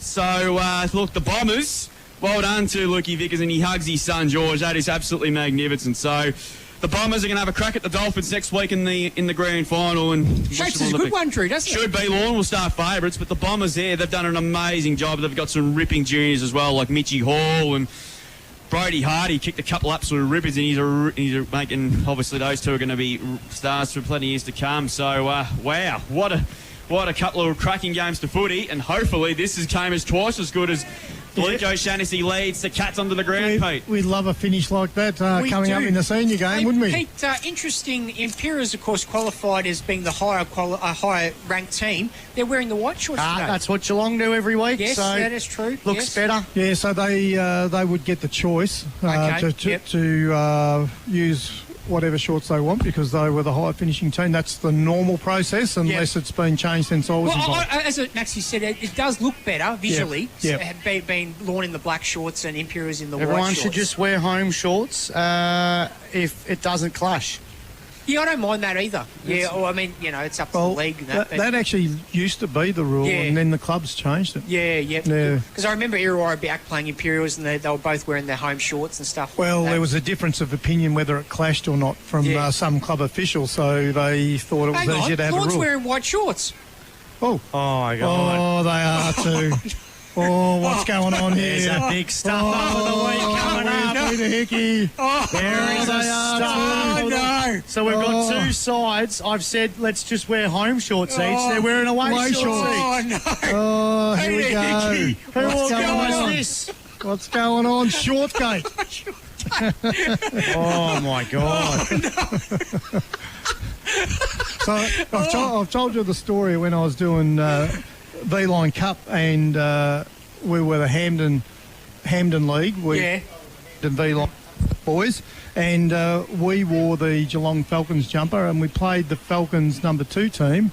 And they also wore the Falcons jumper, but neither of us realised until we actually ran onto the ground we had the same jumper on. You remember earlier in the year, Pete, when Otway Districts played at Pirate Bay and we were there, and Otway Districts was wearing their special 150th jersey. Yes. They wore the white shorts, and Pirate Bay wore the white shorts as well. So it has happened this year in the CDFNL, but gee, I didn't think it had happened in a final. No, that's right. Wow. Yeah. Controversy right from the start. For the first bounce. But anyway, Maxie, do you reckon go around the table? Who do you reckon? Oh, Drew's not here. Where did he go? He's gone to sort out Shortgate. Yeah, okay. He just disappeared on us. But AJ, stat sheet. Who do you reckon is going to dominate today? Well, I've really liked the Flynn Wisby games that we've seen in recent weeks, Pete. I think he's really lifted his game. Diesel Foster is always one that we look out for. Jet Price has been pretty good over recent weeks. And, of course, the Scott brothers. Campbell, I don't think as much ball today because he'll probably play down forward to try and protect himself physically. Bailey will always be up there. Whether they tag him, Pete, whether he only gets 25 rather than 35 will be a big question. On Lorne's side of things, Ed Curnow, I think, will always be pretty important in these big games. Corey Przastik has been a real game changer. And Jesse Middleton, I was so impressed with him last week. Charlie McCartan on the marks. He was named Lorne's best player last week, so I'll be keen to see what end of the ground he plays. Does he play the whole game in defence? Does he play the whole game in attack? Bit of both. So I'll be really keen to see. And the the two rucks, Big Hughesy, Merv's boy, and Louis Holmer. I was so impressed with him last week. He's our RSL player of the game on Sunday. So he's got to raise his game, Pete, now that Fraser Balderas is not in the side. Yeah, no, he does. I think Diesel Foster's going to be important today because the ball outside. Lorne are going to want to play it on the inside, and Michael Foster is the Imperials' best inside player, so he needs to get the ball out to those runners. So he's going to have a pretty important role there today. Alistair O'Donnell's going to have his hands full because he's going to have to take one of those big monsters when they come down to full forward. So and Luke O'Shannessy, well, he always does the job that he does, but again, he's going to be outsized again today, so he's going to have a big role there to play. I think the two Foster boys probably really need to stand up. They need their height today, so they're going to have to... Brad and Jared. Yeah, they're going to have to impose themselves onto the game, and then up forward, George Stephen. You know, it's going to be a crucial role that he's going to play. One out up there, really. He's their only forward of significant size, so George is going to have a big role there. If he can't mark the ball, he needs to get it to ground. On the other side, will Ed Curnow take on Bailey Scott? So that's the question. That's the word going around. Yeah, I think he probably will. They've got the two Middleton boys that give them that run and carry on the outside. Oscar Coots, you know, just a big monster there on ball, isn't he? Who goes to him? Oh, gee, I don't think they've got a player that really matches physically up with him. So, wouldn't have thought so. Do they just go to head with Campbell Tennis on him? Just see who does the most damage. And didn't play his best game when they met earlier a few weeks ago, but when we did, it was quiet, but he was okay. Yes, didn't dominate. The impressive thing about that game 4 or 5 weeks ago was there wasn't a bad player on the ground, was there? No, there wasn't. It was so evenly across the board. So, and Bailey didn't dominate that day. No. He only kicked the one and really didn't have a big say in it. So the other bloke that's really jumped up in the final series is Liam Sayers. Yeah. You know, he's been super, hasn't he? So, you know, if Bailey really gets off the chain, is Liam Sayers someone that could go and potentially play for a short time? I know you wouldn't want to give him the role all day, but then you've got Cole Fox up forward. I think he's really going to have a presence. They have lacked a little bit of ground presence in their forward line. Costello, I don't think he's still there. Who's kicked a few goals, so he's going to have an important role to play as well. Let's quickly go around the broadcast box today and who's going to win. And margin and first goal kicker, Sir AJ Brady. Thanks for going to me first, Maxie. Imperials by 1 point, hopefully in extra time, and I've got to go Bailey Scott first goal. How we be hoping that? Drewy. Imps for me by 3 points. First goal kicker, I'm going to go Campbell Scott. Campbell Scott. I'm going to go Imps by 2 points. Okay. So I'm going to go first goal kicker. I'll go with who's wandering George Stephen. Forward, George Stephen. Start in the middle. I'm going to go Lorne, 12 points. First goal kicker. Let's go for the 300 gamer, Richie White, just for his sneaky. In the A-grade netball at the moment, it is in the third quarter. Imps look home 38-19. Okay. So finally, we have a different grand final set up in the A-grade netball. Well, my odds are drifted because Campbell Scott's starting on the bench. There you go. So where's Richard White? He'll be in the back pocket somewhere. So it looks Lorne are kicking to the Colac Golf Club driving range end. The double white shorts crew. So here we go. Umpire Lockie Searles got the footy to kick things off. So Oscar Coots and who's that with him? Come back to that, Pete. So preliminary final 2025 underway. Who's going to take on the Swans next Saturday for the big one as George Stephen lays a very heavy tackle, ball pin. And we're going to have a ball up here. McCartan starting at centre half back. Looks like Theodore starting out of the goal square. Coots and Tennis. Looks like Cole Fox has got the job of Bailey Scott. Hughes starting in the ruck. Picks it out. Gets a hand pass away. Whedon traps it. Gives it to Bailey Scott. Hand passes towards the wing position there. Cunningham couldn't quite take it cleanly. He ran over the football. Coming through Stephen. Couldn't quite take it. Fletcher at the back there for the Dolphins. He couldn't take it either. It's a hot start to this one. Ryan over the top. Trying to get the ball out. Did he drag it in? Umpire says, boys, give it to me and I'll sort it out. We'll get a ball up. Hot start to this contest. You're right there. Cole Fox looks like he's going to try and do the job on Bailey Scott. And Ted Middleton's been picked up by Liam Cunningham, which is an interesting one. Curnow couldn't quite trap it. Coots got dispossessed, got stripped out of the footy. Matthews is well tackled there by Scott. Play on the call. Comes out there to Stephen there for the Cats. Chipping ball's not a great kick. Tapped nicely by Pizzastek. He's immediately tackled there by Tannis. And we're going to get a ball up yet again here. So both sides just sorting themselves out. McCartan and Foster. Yeah. Big role for Foster. It is. Hughes beautifully down to Fletcher. Kick partly smothered off the boot there. Ted Middleton takes it away. Kick, left foot kick. It's a big kick to centre half forward. O'Shannessy got up high against Manganelli. Good spoil. O'Shannessy should run it, but overran the footy. Manganelli's in here. He kicked the first last week. Chipping ball nicely. And Jackson Wright's taken the mark. He's back in the side this week after a month there with an ankle injury. And she'll go back and kick the first score from about 25 out on a 45 degree. That's his value there too, isn't it? He just gives them another option. He had Holmer on there. He could have kicked it to either of those players, but he chose Bright, and he should convert from here. 23 goals for the season, Jackson Bright, a champion goal kicker at Bell Park in his second year. Like I said, first game in a month, kick on the way, and he likes it. Dolphins strike first in the preliminary final. And it's also a premium group paid play of the day as well. It was good build-up as well from that stoppage on the wing. And the Dolphins go to 1 straight 6. Imps yet to trouble the scorers to play 2 minutes opening term on the Greg Allen Fire Machinery scoreboard. Yeah, so I think O'Shannessy to Bright would be a better match-up there, because he's a more dangerous forward than Turney that he's playing on. Yeah, so that's a nice start there. And O'Donnell is playing on Holmer. Another match up there. Back in the middle here. Giving away a bit of strength there, Pete. Yeah, they are. So Hughes up against Stevens. Hughes just punches it forward. Here's a chance for Curnow. He kicked the ball forward, but it sort of went off the side of the boot. Spokes just chasing it. O'Brien Henderson. Scott's there as well. He wants a free kick. He's going to get it. It was held off the football. So Bailey Scott's got it. Grandstand side win. Yeah, playing a pretty open forward line too, the Colac Imperials. So Scott now, kick. Wasn't great. Bounces ball. Good use of the body here. Cunningham's trying to go to the football. Gets the hand pass over top to Melville. Melville somehow got it over top cheekily to Price. Price's kick wasn't great. Bounce away from McCartan. Here's a chance for Foster. McCartan under pressure. Foster tries to palm it forward volleyball style. Here's Fletcher. He gathers the football though. Kick wasn't great. Tannis, he's tackled straight away. The Flying Fox kicks it. Went straight to Stephen. Georgie boy kicks it straight in the palm. Oh, for the chest of Charlie McCartan, who's mark number 1, AJ. Correct, on the Stepcom stat sheet. I reckon he's going to have a few. Got 19 in that round 18 game last year against him. Middleton couldn't take the mark at the half-forward flank or the half-back flank. He's going to get a free kick for high right in front of the grandstand here at the Centre Reserve. So, Ted Middleton not playing for Footscray today, I see. No. But he was able to play a few games with them. 3 VFL games, in fact, which is great. His kick was a mongrel punt, but it found big Oscar Coots, who just winds up from centre wing, kicks at the centre half forward there. Louis Holman couldn't take the mark.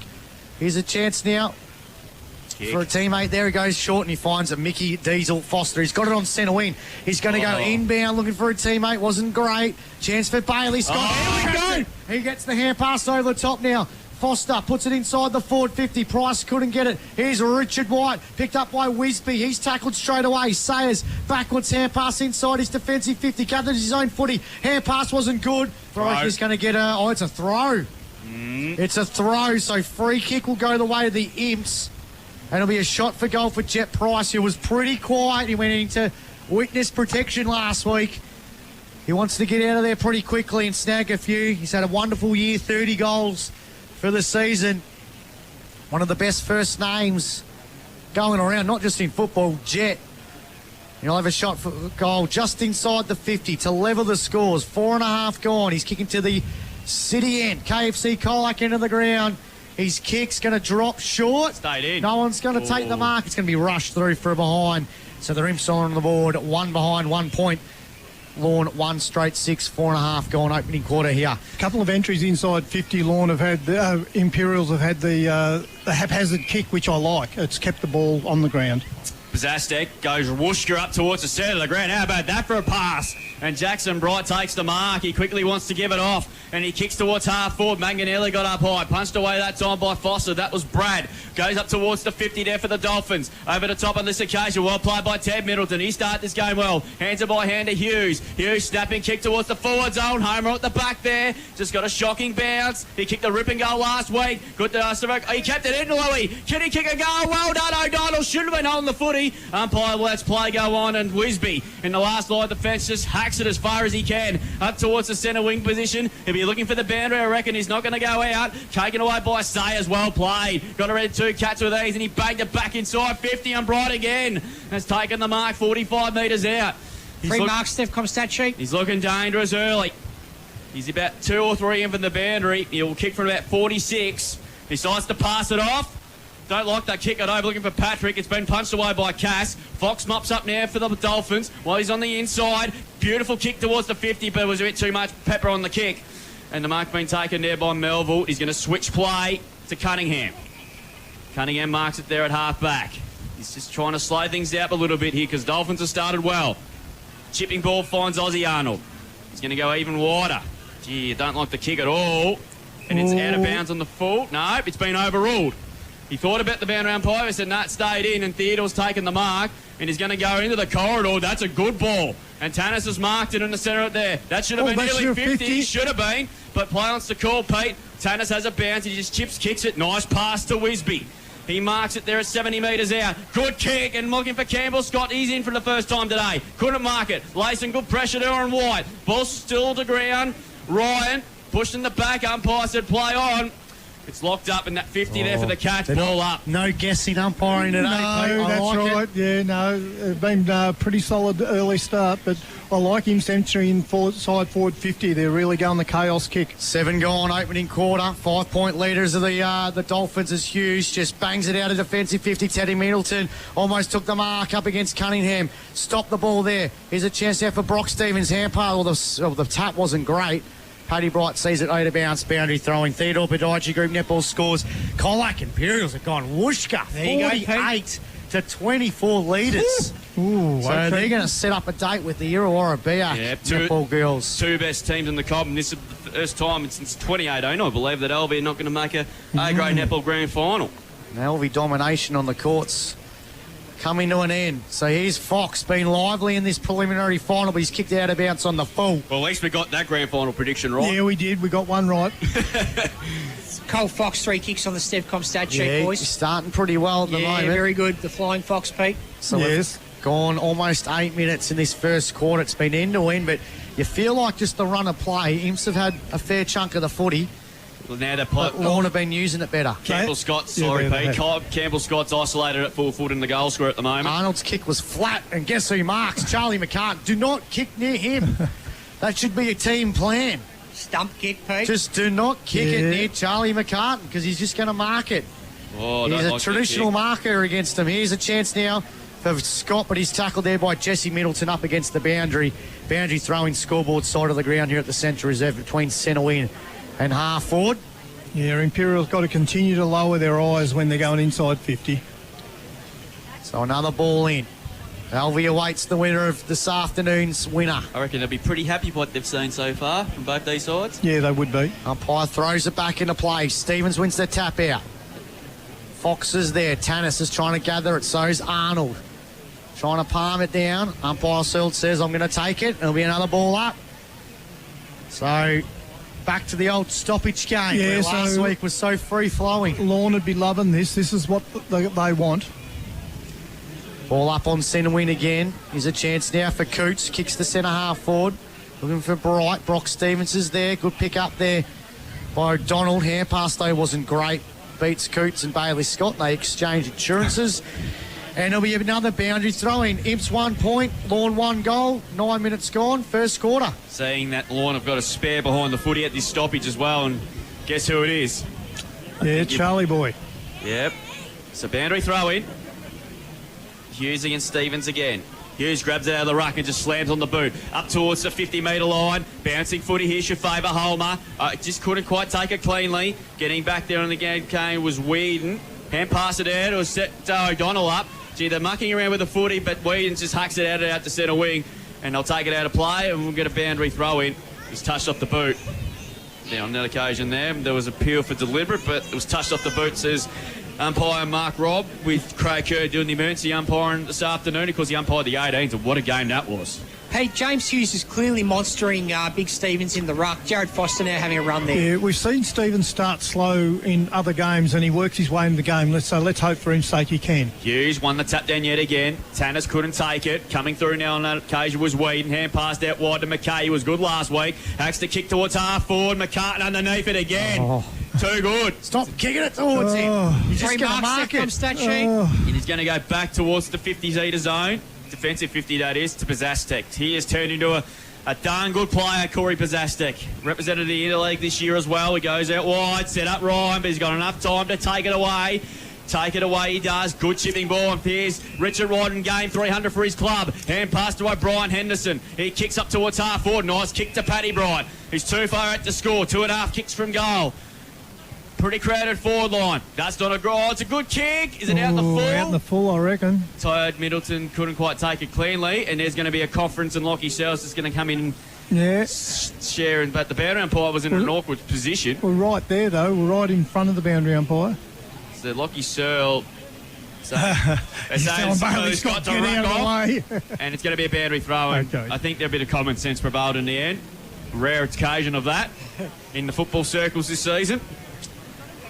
So the Dolphins inside 50 again. It's a goal to 1 point. Jackson Bright, the only goal kicker so far. He's lurking again. Here's the test for Jesse Middleton. He's caught. Should be holding the footy. And it is. The Cats went out again. The Cats defence, Pete, so fast, holding up okay. Yeah, no, it's holding together okay. Richard White, very nervous man, one out with Campbell Scott inside the forward 50. Ball. He needs a chance for Tannis in those flashy green boots. Cole Reamer's type boots, AJ. Yeah, that's right. Of course, he's going to go inbound. Good kick. Finds Foster.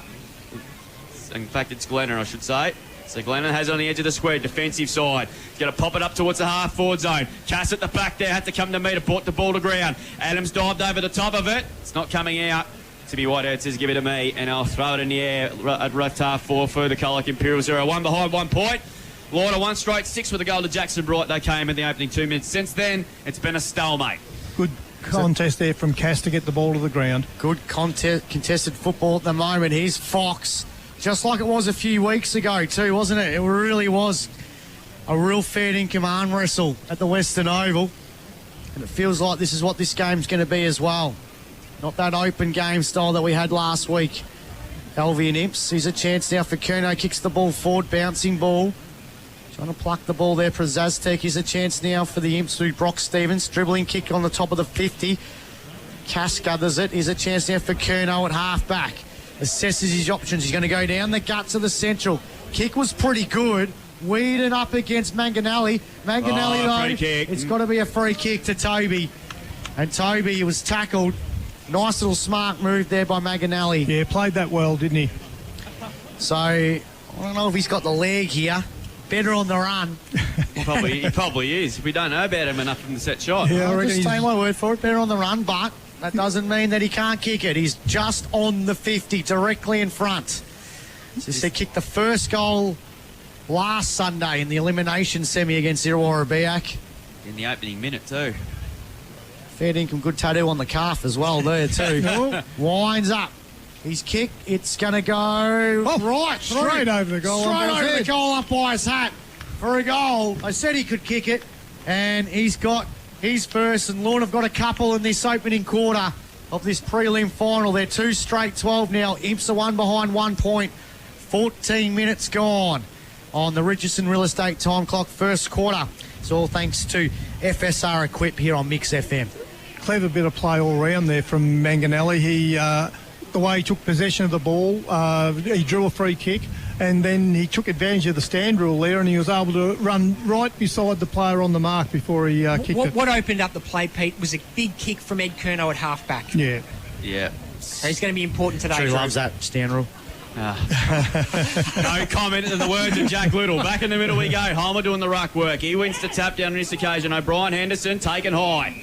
Wins it for free kicks. So the Dolphins winning the one-on-ones at the moment. He's got it on defensive side of the square. So Brian Henderson, he's going to unload it to left half forward.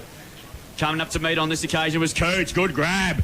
Class Harbour centre mark of the day. His first year as captain. He's going to play on from 50, outside 50. That's a shocking kick off the side of the boot. And Austin Arnold in the hole takes a defending mark. He goes short to Tannis. Tannis marks it there. Still inside defensive 50 here. He's got 3 marks on the Stevcom stat sheet, boys. He started another game. He started well. He was good last week. Imps up by 19 in the O'Grey Nepal. Here's Bailey Scott this time deep in defence. Just possession number 4. He goes long. That's a nice kick to Whedon. Well done, Coots, who wasn't going to mark it but punched the ball away. And it's gone for boundary throw-in on centre wing. Coots has started well too, AJ. Yeah, he certainly has, Pete. He's got 3 kicks and 2 marks on the Stevcom stat sheet. Well done by Oscar Coots there. He wasn't going to mark it, but he did a bloody good job to punch that ball out of play, boundary throw-in. Conditions are absolutely perfect now. We had a bit of share activity this morning that ruined it, but you can score today. But this time so far, the Lovers are doing all the scoring. They're 2 goals to 1 point. With goals from Jackson Bright and Manganelli. Homer doing the ruck work from the throw and won it straight down. Long kick by Middleton up towards the wing position there. Jesse Middleton got mid, still couldn't take the mark. He's dispossessed. Ball spills to the front. Arnold now has it there. That's a nice kick. Mark taken by Jared Foster on the wing. He's got no one really to kick to. He's going to go in board. That's okay. Glennon there. Should be mark or free kick. McCartan certainly made him earn it. Bailey Scott's lurking in the background, so he's going to quickly go up towards the 50. Got away with the around Manganelli just. Kicks the centre half forward. Tierney couldn't mark it. Here's a chance. Jezza Spokes. Hand pass to Theodore. Caught beautifully by Taylor. Ball spilled out. Foster kicked off the ground, was smothered. He lays a pretty heavy pressure on Tierney and he brings him to the turf. We'll get a ball up at 35 around from the Cats' goal, who finally get a stoppage inside 50, which they haven't had for the last few minutes. Couple of big tackles laid there by the boys. So ball up. About 30 metres out from goal, 51 to 32 in the A-grade netball in favour of the Imps and Elvie. So the Imps off to the big dance in the A-grade netball. Here's Prezaztek in the back pocket for Lorne. Oh, he's going to get clobbered by Stephen. Oh, they're into him Not as well. happy. And the boundary line just sort of beats him before holding the footy. Be careful, boys. There's a grand final next week. Of course, George Stephen, a former Lorne player, boys. They weren't happy with the tackle. I thought Prezaztek was going to get the free kick. I think he thought he had it. Yeah, I thought he would have too. Yeah, so ball up. It could have been holding the footy or in the back. Yeah. So ball up, 25 out from goal. Holmer wins the tap out. Chance for Harrison. Kick. Hand pass was smothered. Stolen. Georgie boy Stephen gets it out. Here's Cooper McKay. Right forward pocket. Misses. One behind. So one behind there for the Imps. 2 points they go to. Lorne 2 goals. 10 points the margin. Really need to hit the scoreboard soon, Imperials. Absolutely, Pete. Absolutely. 18 minutes gone in this opening quarter. McCartan brings the ball back in.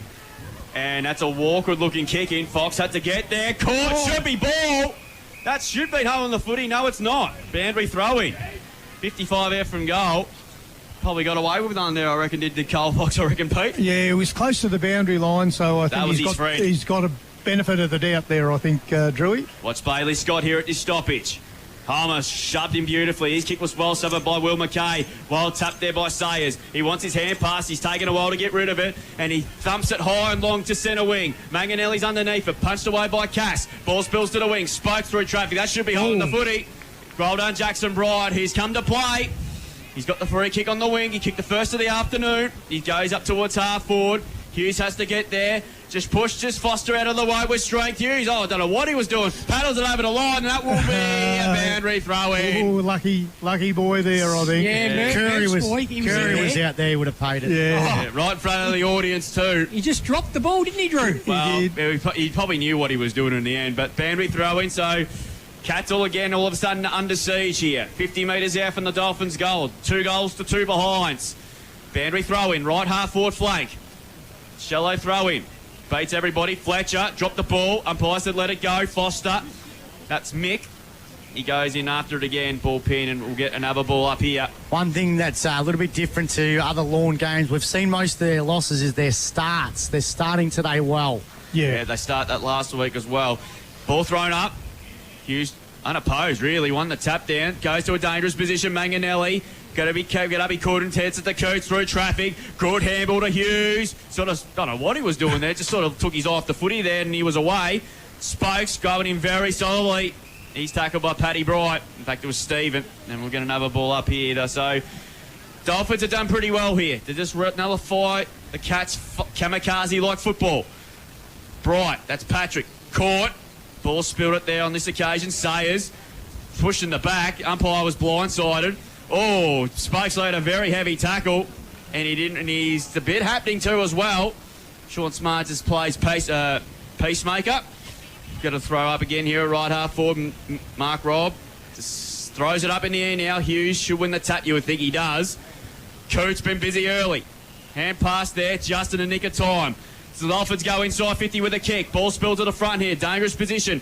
Here's a chance. O'Brien Henderson. Great smother in the end. I think that might have been Cunningham. It was. He started this game well. The Cats did it as Foster pushed out of it. No free kick. Cunningham. Hand pass put his teammate O'Shannessy under pressure. He's caught. Ball up. Oh. Gee, the good pressure there is immense so There's far. some pretty good 1%ers, though, from both sides today, isn't there, Pete? There is. It's tough footy out there, and it's been played in Lorne's forward 50 at the moment, so the Imps offence is doing very well to hang on. Ball up. Hughes grabs it out of the ruck. Another smother. I reckon we've had 6 or 7. Here's Curnow. Left forward pocket, Eduardo Curnow has kicked a goal at a contender.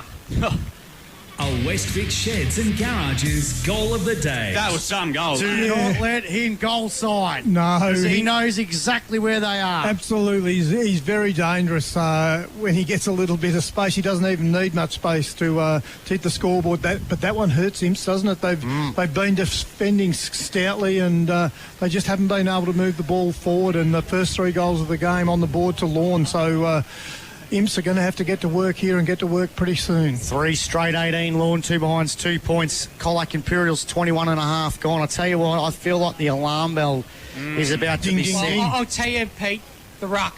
That's where it's where it's being won. It is. So Bailey Scott, and we got the matchup we wanted. Him versus Ed Curnow. Bullpen will get a ball up yet again. Holmer and Hughes are just dominating. Yep. Well, what they're doing is stopping him getting control at that centre bounce. Foster, dribbling ball. Smart, played it smartly at the front. See what I did there? Yes. I really meant to say that's gone to the wing. Brock Stevens attacked it with pace. He did well. Gets it by hand to Spokes. Dropped the football. No free kick. In fact, he has been pinned on the footy. I thought so. And Paddy and O'Brien Henderson's going to win himself a free kick.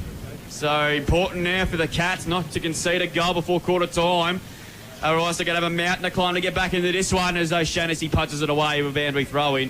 So Jezza Spokes has got the huge job on Charlie McCartan. Yeah. Oh, boy. That's David versus Goliath. It is. It's a huge mismatch. 23 minutes about to be ticked gone. It's the Dolphins 3 straight. Imps 2 behinds. Winner to take on Elvie next Saturday for the premiership. And the Dolphins have started well. Holmer again. Another tap down. I'm curious to see what the hit-out numbers are like at quarter time. Here's Bailey Scott. He's got stripped out of the footy on that occasion. Matthews. Oh, here's Cootes again. Caught but got rid of it just. And then they go back inside 50 again to the Dolphins. They're looking dangerous, but well played again by O'Shannessy. He goes inboard. Good kick. What can they do here in the counter-attack? This is Price. That's better. Wisby's got time and space in the centre of the ground. Goes inside 50. That's better. That's much better. And Darcy Theodore has marked it. He kicked 2 in the second semi last week. Well, within kicking distance, he'll kick from 45 on a slight angle here, about 60 degree. I was really impressed with his game last week, Pete. He done well, and he kicked a couple of goals, so they really need him to hit the scoreboard here. Just come in the last couple of weeks. This is a big kick here before quarter time. 45 out, puts it high. It's not going to make the distance. Stephen McCartan. Stephen couldn't get it. Stephen dropped the football. Last side of the fence here. Price grabs it. He snaps, and he's kicked the goal. No! Just missed on the siren. Gee, that would have taken some momentum going into quarter time. And the reigning champions have got the Cats on the back foot. As quarter time sounds, it's 3 straight 18 Lorne. Colac Imperials are 3 behinds, 3 points. Goal kickers so far is Jackson Bright, Manganelli and Ed Curnow with an absolute gem. And the Colac Imperials lead 57-37 in the A-grade netball. So it's going to be the Bombers and the Cats in the 2025 A-grade netball grand final. Should be a corker. Quarter time here. It's 3 straight to 3 points. We'll take a break. Back with more from the Central Reserve. A sun-bathed Central Reserve in just a moment. On Mix FM, this is CDFNL Live. G'day, Sean here from Reset. Happy to play. Keeping's off for the moment. Now they pull the trigger. A good run at this time is far. And guess who? Charlie McCartan. Come on down. takes a kick, running back there with White. He had his eye over it, did well. Here's a chance for the Bombers. Ramos, is this the goal that the Bombers are looking for? It is. Yes, it is. We get a goal in the second half, and the Bombers just keep the door ajar. Dolphins are going to reload. Back inside 50 to the hot spot. Dolphins need to help that. Hughes is there. Good park, good mark. Stonehouse. Jeez, he's had a Wheels is there as well. Middleton, great tackle. Should have been holding the footy. Umpire said no. Ball spilled out, and umpire. Is it a goal? Everybody stopped. It's a goal to Hughes, I think. It is. Goal to day contender. And in real estate time clock. Boundary throwing there. Grabs it out of the ruck. Has a flying kick. Oh, you're going to bounce through it. It's done a Shane Warne leg break. Lick Dare kicks the first goal. Five throws it back. King Dare punches it towards the goal. Liam Holder grabs it this way, that way. Here's the Barrow. Barrow dribbles it for a goal. All right. Barrow's kicked a goal with an A contender, and guess what? He's going to go long. Perfect conditions for football here. Bit of holding on. But guess who? Gee. Lincoln Dare's taking a ripper. Took a really good mark. No, it's a free kick. I didn't say what for. So Bailey Scott's got the footy. Here he is again. He runs the 40. Goes for goal. And goes bang! God, how good is he? Here we go. So he's going to launch at the centre half forward. And that's where he does. That's a big kick. Spence. Big mark. Class have a centre marker. For the Swans, up the guts. He's kicked it. He's gone long, linked there. Again! 5 yards, comes that put the fire home.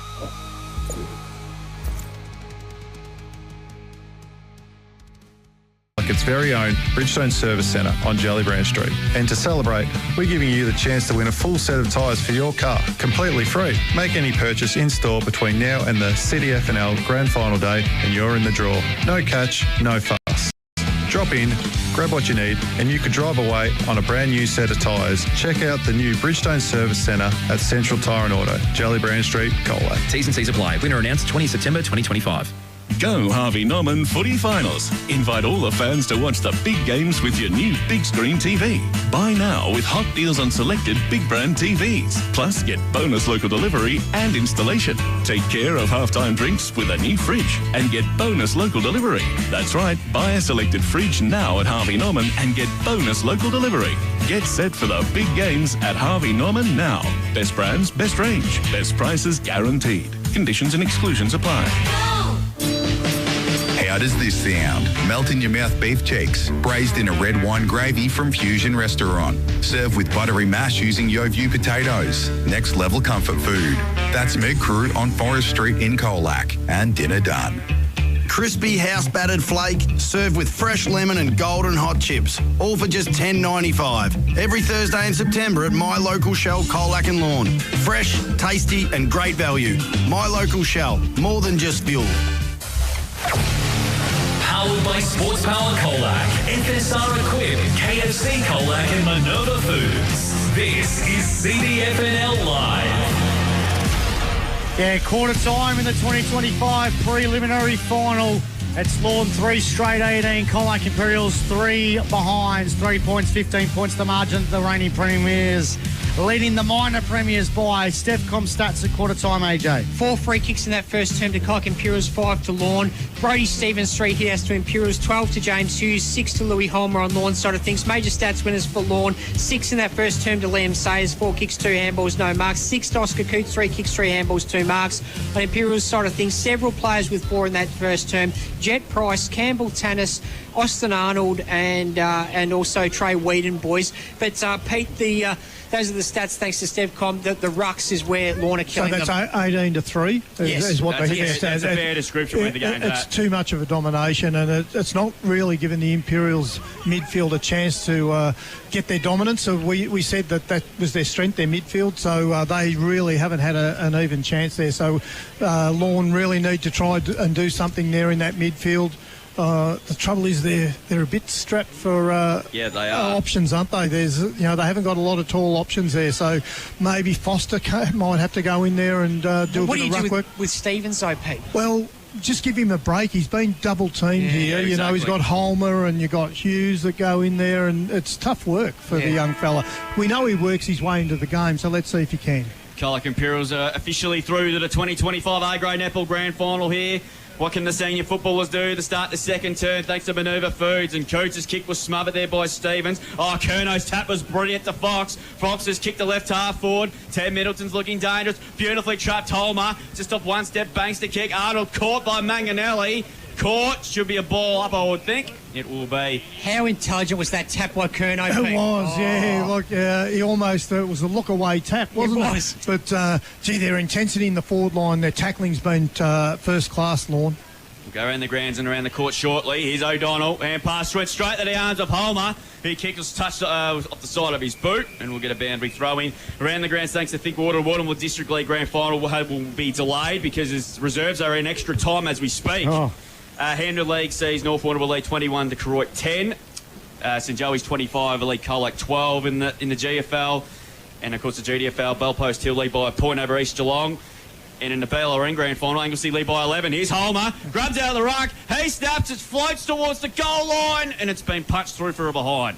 Again, they're monstering them in the ruck, Pete. Yeah, they are. I mean, you really shouldn't get a shot at goal from a ruck contest like that. But they are all over them. And 3-1 place, 3 behinds as Arnold takes the kick in there. Bailey Scott's underneath it there. Gee, that's a good mark. Class Harbour Centre mark of the day. He's got to get back around the mark. He's off. He's been told to go. So that's a good kick. It's a win for the Cats. Price marks it, doubles it. He's got one out. He's going to go out wide to Georgie Stephen. Plays on. Goes towards the hot spot. Not a great entry. Melville there was harassed out of it. Price sort of threw it out in the end. Gee, don't know how they got away with one. Here's Campbell Scott. He's lurking. First touch there. He's lurking again. Applying some good pressure on the 300 gamer, and Richard White will get a boundary thrown in the right forward pocket. We've had a couple of cracking games of footy. We had a couple of cracking games in the netball. We have, and as soon as we've seen Bailey Scott get a clean possession, Lorne looked dangerous. Imperials looked dangerous. So boundary throw in here. This is the first real opportunity in the second quarter. Foster got a good run at it. Takes the footy, caught, should be ball, and it is. Advantages pays, and Coots are away again. The Dolphins running out of defence. His kick, though, was intercepted. There's a mark here to the Colac Imperials. Brad Foster's got it. Winds up, puts Imps back inside the forward 50, flying high there. Adams, he's kicked towards the boundary. Diesel Foster keeps it alive. He's kicked short in the right forward pocket. And he finds a teammate in Campbell Scott who can kick him on the angle. Yeah, he's better on the angle, not in front of goal, Pete. He is. He's better doing something spectacular. What a great kick from Diesel Foster there. He just used his intelligence there, didn't he? Could have had a shot, He could have had a shot, but... did the team did the same thing, yeah. Campbell Scott. It's a big inclusion back in this side. Right forward pocket. Oh. He has missed. Another behind of the Colac Imperials. They're on 4 behinds now. To 3-1-19. We saw LV this time last year. They did, that's right. Absolutely schmozzle in front of goal in that first quarter. I think they kicked 1 goal 7. Domination. And it ended up costing them the preliminary final and a grand final spot. We've gone 3 minutes in this second quarter. It's 4 points to 3-1. So they've had a couple of opportunities. They just need to grab one, Imps. Yeah, they do. And as the Dolphins clear it out of the fence, that's a long kick to the outer side. Underneath it there was Foster there, creates a contest. Kerno and Scott, the 2 coaches there, lock horns, and we'll get a boundary throw in. Centre wing out of side. Pete, the good thing about Diesel Foster passing that to Campbell Scott is it got Campbell into the game. It's going to lift his confidence. That's right, yeah. But that's what they've got to do. They've got to look. They've got to lower their eyes and look for those options. You know, if you're going to just bomb it in there, Charlie's just going to have a birthday. How many marks is he on already? 3 on the Stevcom stat sheet, Pete. Shallow throw in again. Stevens overran the footy. Fox's game tackle there by Tanners, and he's going to ping him. Ooh. Thought it was a bit hot, but anyway, free kick will go to Tanners. Probably did the fend off there, so free kick will go to Campbell Tanners. He's going to go in, board, dangerous kick. Ryan cuts in there for the Dolphins, goes back towards half forward, but the Cats get away with it. Theodore coming through Fletcher on this occasion. Good defensive work. Price snaps around the corner. Well done by Campbell Scott, put the ball to ground. White's a bit nervous. Court just got the hand pass away. Here's an opportunity now with Pizzastek. He clears it out. Matthews got what he should have taken. Here's a chance for Brock Stevens. It's high. It's flooding to the hot spot. Campbell Scott's underneath it. Here, well rode by Theodore. Should kick a goal, and he's absolutely shaked it. Oh, there's stuff around with it. Here's a chance for Melville. He got one high. And he's going to get himself a shot on goal directly in front. Almost play the Benny Hill music. He did, yeah. Imps are panicking left, right and centre. Yeah. He could take a chill pill. Wow-wee. That was kamikaze-like. It was. And, Richard White, doesn't he just put in an effort there, doesn't he? So 24 goals for the season, Georgie Melville. And this is a much-needed goal just to settle them down. Actually, this is a must. Yeah, absolutely. If he misses this, they won't win. You're calling it already. So he comes in, Melville. Comes in. And he has missed. Maxi. That's your Barrow Legal Clang of the Day nomination there. Back it up. 20 metres out directly in front, and he's missed it. See, Max, you might have to rebo Steve later on. See, sometimes you just see those omens in finals. You do. And when things aren't going your way, where you get a shot directly in front when you desperately need one, and you can't snag it, it's just not going to be your day. So the ball's gone to the outer side. Fletcher trapped it. He's caught. Ball spills to Bailey Scott. He couldn't take it. Dolphins mop up again now here through Fox, who's been really good. Kicks to the centre wing position there. Bright overran the footy. Kept the ball in and he shoved over the line. Boundary throw in here, Pete. What does that sort of do to the mental side for the Colac Imperials? I mean, those couple of easy goals. That would be really deflating for Imps here. They've worked so hard. They've really controlled the start of this quarter, but that's a bad miss. Pilsy hanging out with everybody down there in that yellow jumper and that World Series cricket. You won't miss him. 6 minutes gone in this second quarter. Here's a chance for Coots. He's having a wonderful prelim final. Ball kicked inside the 40 for the Dolphins. Picked up by Brock Stephen. Got the hand pass over top to Arnold. Arnold now kicks the centre wing. Looking for the best wingman in the cop in Wisby. Quick hand pass over the top to Bailey Scott. This is a good build-up. Didn't need to do it. Forward pocket and he finds a teammate. Didn't need to do it. It was downfield anyway. Price has taken the mark. And he can resurrect my thoughts on Imps not winning this if he can nail this one, Pete. Yeah, you're going to take it back if he kicks this one? Well, this is a desperate shot for goal. They need to kick this. This is their second shot for goal. Normally bread and butter here for Jet Price. Yeah. In the words of Rex Hunt there, if they need a goal, they need it now. There's not much win. Pretty much directly in front. 30 metres out. There he goes. He's a goal. And the Imps have got one on the board. Finally. Some reward. They go to 1-5-11 now. The Colac Imperials. Lorne 3-1-19. Greg Allen Farm Machinery scoreboard 7 minutes gone in this second quarter. All thanks to Minerva Foods. And we all thank our CDFNL Live Finals broadcast thanks to Bridgestone Service Centre in Colac. So despite Lorne's dominance, the margin's only 8 points. So it's amazing. It's when those low-scoring games, you're always in the game. The price is right, Pete. Yeah, the price is right. That was a desperately needed goal for a bit of confidence. Another good pun there from the statsman AJ Good Brady. show back in the day. Coots, it was, with Larry Ebner hosting the course of the Logie goal winner. Here they go, the Dolphins through Middleton. Caught, should be ball, no. Ball stays inside 50 there. Gee, I think the umpire must have been blindsided, Pete, sorry. Well, you don't guess, Drewy. No guessing. I think he was blindsided, so he missed it. So ball thrown up. Holmer wins the tap. Cunningham dispossessed yet again. Paddy Bright. Play a bit more around the midfield today. Yeah, it's an interesting one. Yeah. Oh, and didn't his attack on the ball there? He was so hard at it. Three opponents. Clever player. Yeah. Yeah. Ball thrown up. Holmer. Coming to meet it again was Middleton to Holmer. Pressured as he kicked. Gee, it's a hot contested game at the moment. It's no Beck Pardons out there at the moment. Now we'll get another ball up here. A thrilling preliminary final with the grand final berth up for grabs with Elby looking on next week. Holmer brilliantly down, but really well by Will McKay. Good handball over the top to Brock Stevens. He started this quarter well. Kicks up towards the outer half-back flank. Glennon tried to keep the ball here and he ran out of room. We'll get another boundary throw in at left half-back. So the Imps defence has been outstanding so far early in this game. O'Shannessy, Brock Stevens, particularly O'Shannessy, Pete. Yeah. Austin Arnold as well. Yeah, Arnold's had a ripping prelim final so far. This will be next 10 minutes coming up for either side. Just going towards half-time, just get a little bit of momentum up. Holmer grabs it out of the ruck and he monsters it inside the forward 50 for Lorne. Big pack around this one. Spills out to Arnold. Hand passes to Scott. Gets around BT's boy. Got it to Whedon. Got it to Tannis. Tannis is having a good prelim final. So is this man Wisby. Wisby now still in this defensive half. He goes inbound and he finds a teammate though. Inbound. There's a chance now for Brock Stevens. He kicks. Wasn't great. Looking for Weed of McKay. He kicks off the ground. It's going to go to McCartan. McCartan's tackled there by Cass. Got the hand pass over top to Jesse Hilton. And he's going to be pinned on the footy. No. Got the hand pass out. Good to see the umpires put the whistle in the back pockets today. Here's a chance there for Foster. Has to get around his opponent. Got the hand pass out to a teammate there in Scott. He's getting tackled. And it's going to be a free kick to Scott on the wing. I thought it was going to be holding the footy. Yeah, so did I. He got dumped after he got rid of it. So Scott is going to go inbound. Wasn't a great kick. Ted Middleton takes a good class up, a centre mark of the day in front of Jet Price.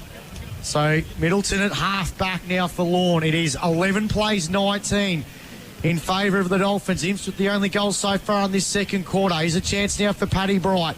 He's having a good prelim final for the Dolphins. If they get it down there quick enough, Hughes is one out in the goal square with a bit of height down there too. Paddy Bright on the outer side wing. Kicks now to the forward flank looking for Jackson Bright, but it's gone out of bounds. And the boundary thrown, he did punch it as it went out of bounds on the full, so technically that should have been a 50. Yeah, you're right, Max. If you go to let it all law, and if I think back to triggering moments in my AFL sort of fandom, and Brad Close giving Melbourne the minor premiership that day. There's Bright. Paddy kicked though. It's going to be intercepted by Stuyven Cass. So almost 11 minutes gone in this quarter. It's 1-5-11 to 3-1-19. Lorne leading. In game 215. Kicks to the middle. Fox couldn't take the mark. Homer there as well, wrapped up by a couple of cats. And we'll get a ball pin, and yet we'll get another ball up on the edge of the centre square on centre wing out of side. Lorne have really closed this game down. It's really tough to move the ball. Oh. No, you're back, yeah. Don't know what happened Just there. don't move, Pete. I think I've got a loose wire. Yeah, Fletcher got pushed out of the contest there by McKay, and he goes in and lays a very good tackle. Ball pin will get a ball up here. You reckon Peter will be actually enjoying this at the moment, given how it's pretty physical out there at the moment, isn't it? So the boys will be pretty sore by the end of this if they keep it up. Ball thrown up again. Holman got in front again, but Stevens beat him to the punch. Melville just hacks the kick up towards centre half forward. A shocking bounce for everybody. McCartan like the sweeper. Good handball over the top to his coach and Ed Curnow. Chipping ball was a beautiful pass and finds Tierney. Probably should be 50. He's got away with it just there, did Flynn Wisby. As Tierney goes short and finds Curnow. Having a really good prelim too.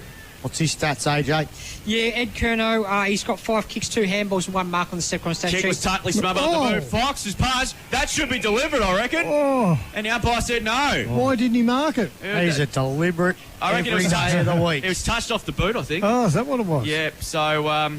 Could have just taken it. He had a lot of space in him. Yeah, there was no one within about 3 or 4 metres of him. He's like the only man on Mars, and he just went, whoosh, I'm throwing this ball off the planet. So boundary thrown centre wing. 12 and a half minutes about to tick gone. Homer got in front again, won the tap down. Curnow harassed on that occasion by Stephen. Comes out to Jesse Middleton. Just hacks the kick forward up towards left half forward. Looking for touch. We'll get another boundary throw in. He's kicked out about 30 metres, so they'll get another stoppage here, Lorne, about just outside 50. Still wonder if it will come in next year. If the AFL get the last touch or if it ciphers to the local leagues. Yeah, I think it will.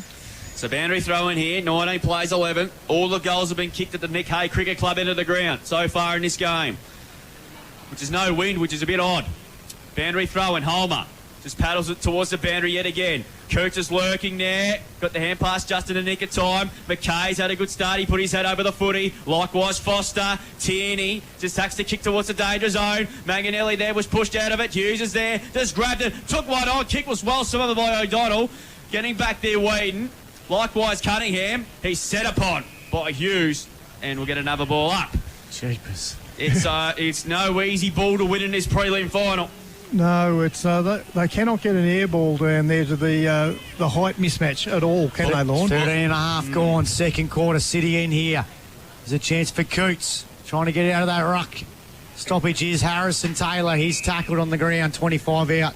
Well, actually a bit closer, 20 metres out from goal. Yeah, there's about 20 players surrounding the footy, so if you get the ball out, you're going to be straight down the throat of the Lorne defence. They've set up the wall. Hughes wins the tap out again. Curnow on ground level. Hand pass was smothered.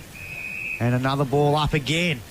20 metres out from goal. Stoppage central. It's exactly how it was like at the Western Oval about a month ago when these two top sides met. And today's a better day for it.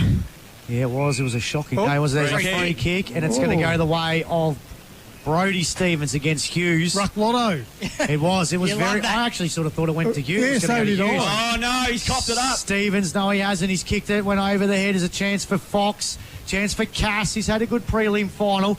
He's coughed it up now. There's a chance for Fletcher. Winds up, puts Lorne back into attack.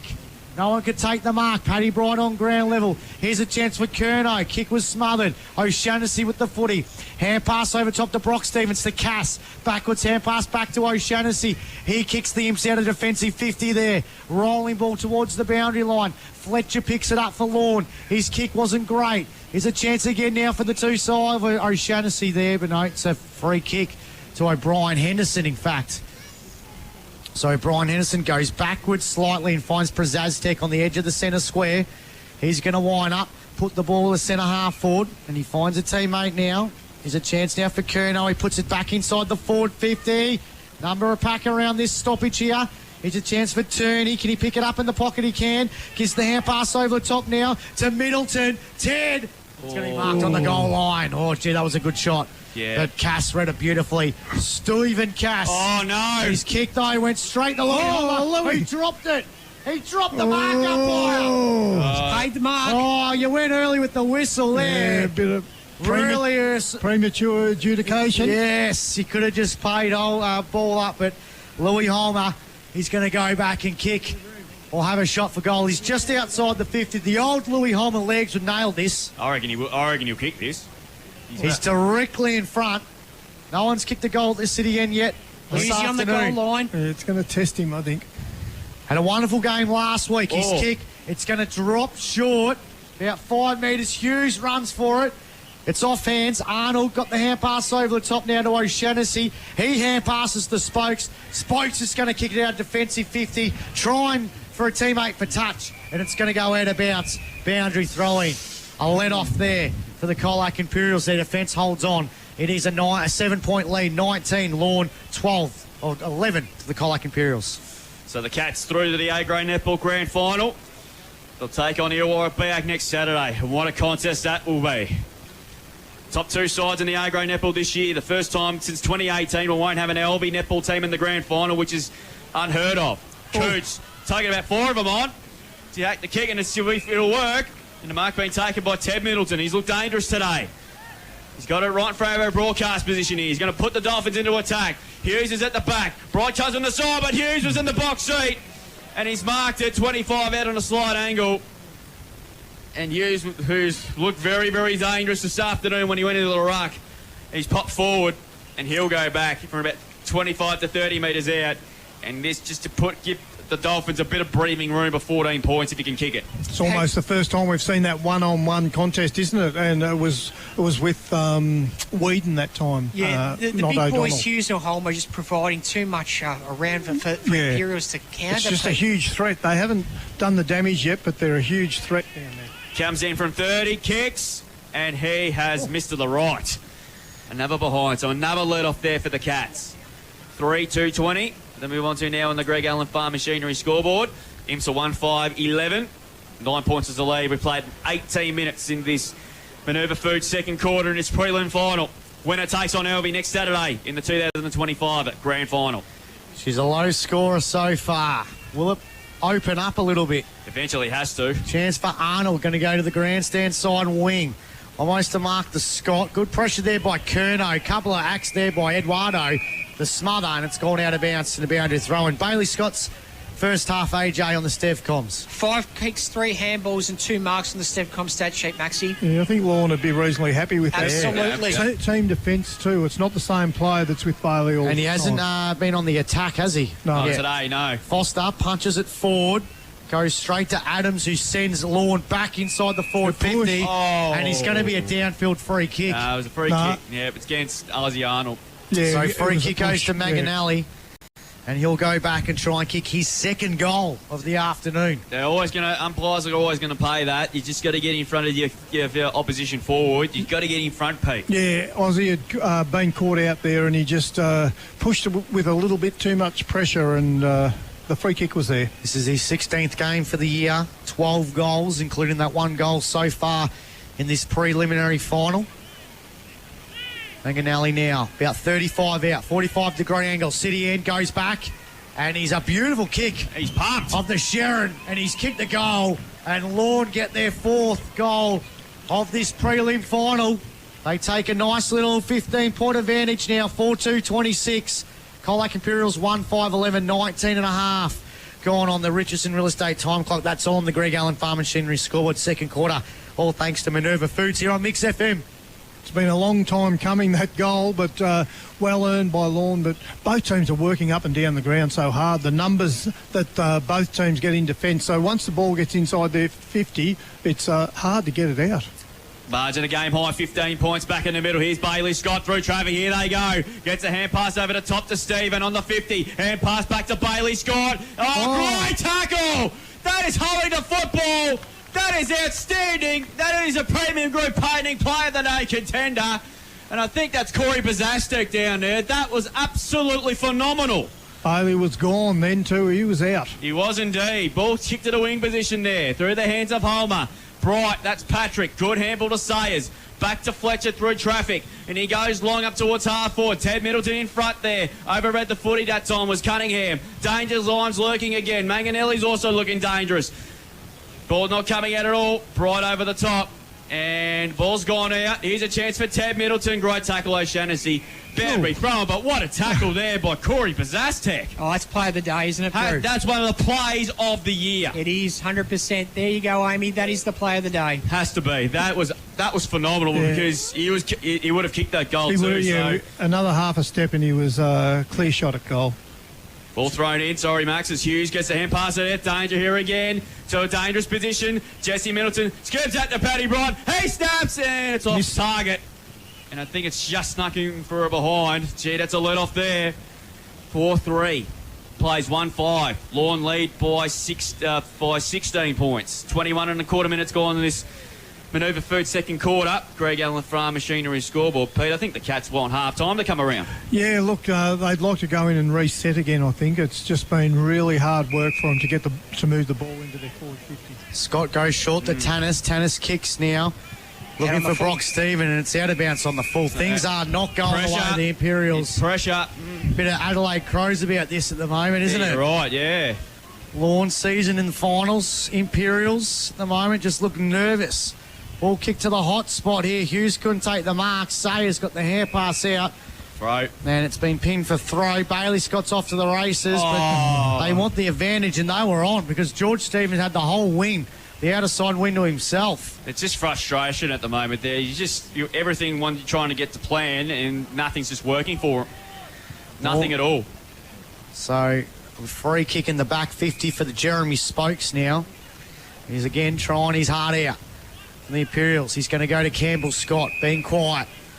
So far, just the one behind, but he's got it in the back 50. Second disposal on the Stepcom stat sheet.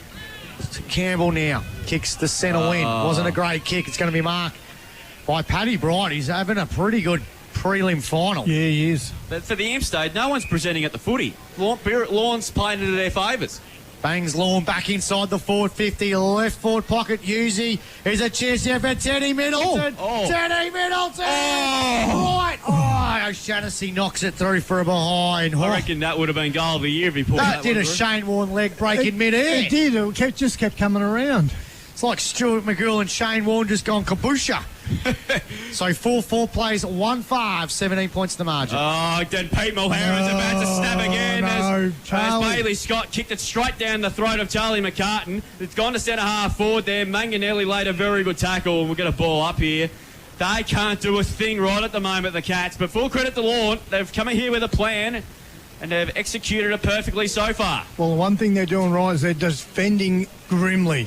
Homer to the hot spot. Hughes got in front. Off his shoulder. Matthews through his fingertips. Harrison Taylor ducked the knees. That should be holding the footy. He's gone. He did take him on. And the Cats have got a free kick here. They cannot afford, I should say, concede the next goal before half time. Particularly only one goal kick for the half. As Whedon goes short to Wisby.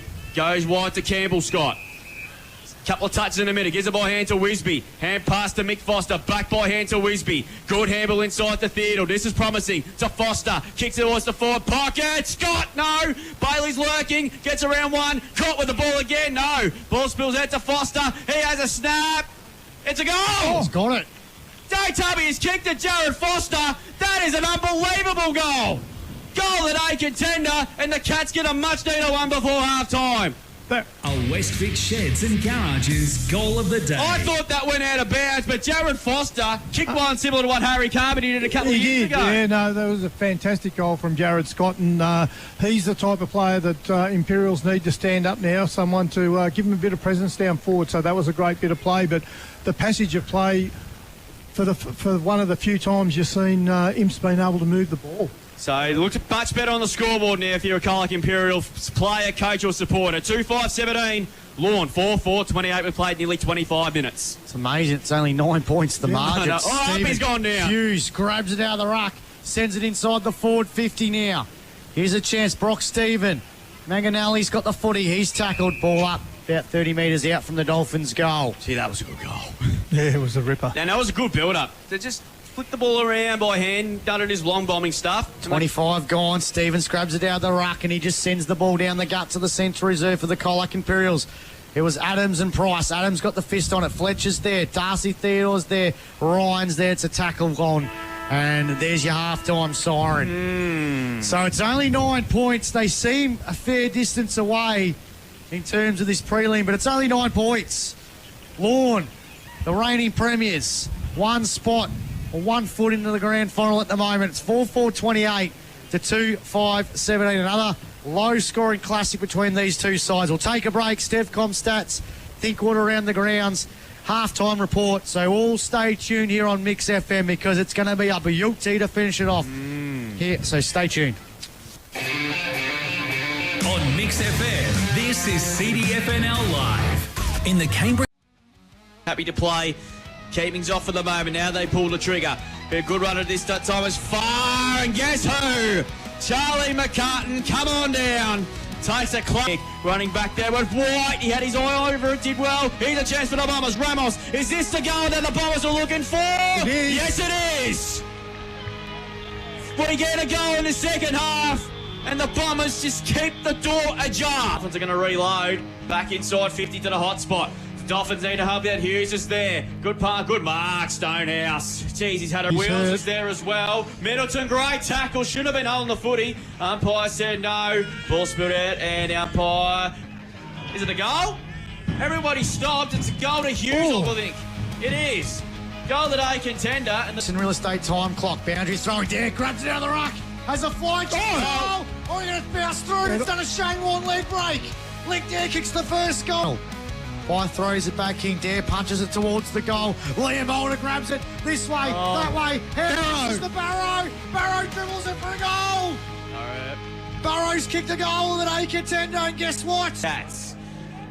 He's going to go long. Perfect conditions for football here. Bit of holding on. But guess who? Gee. Lincoln Dare's taken a ripper. Took a really good mark. No, it's a free kick. I didn't say what for. So Bailey Scott's got the footy. Here he is again. He runs the 40, goes for goal, and goes bang! God, how good is he? Here we go. So he's going to launch it to centre half forward, and that's where he does. That's a big kick. Spence, big mark. Class have a centre mark. For the Swans, up the guts. He's kicked it. He's gone long. Link there. Again! Put the fire.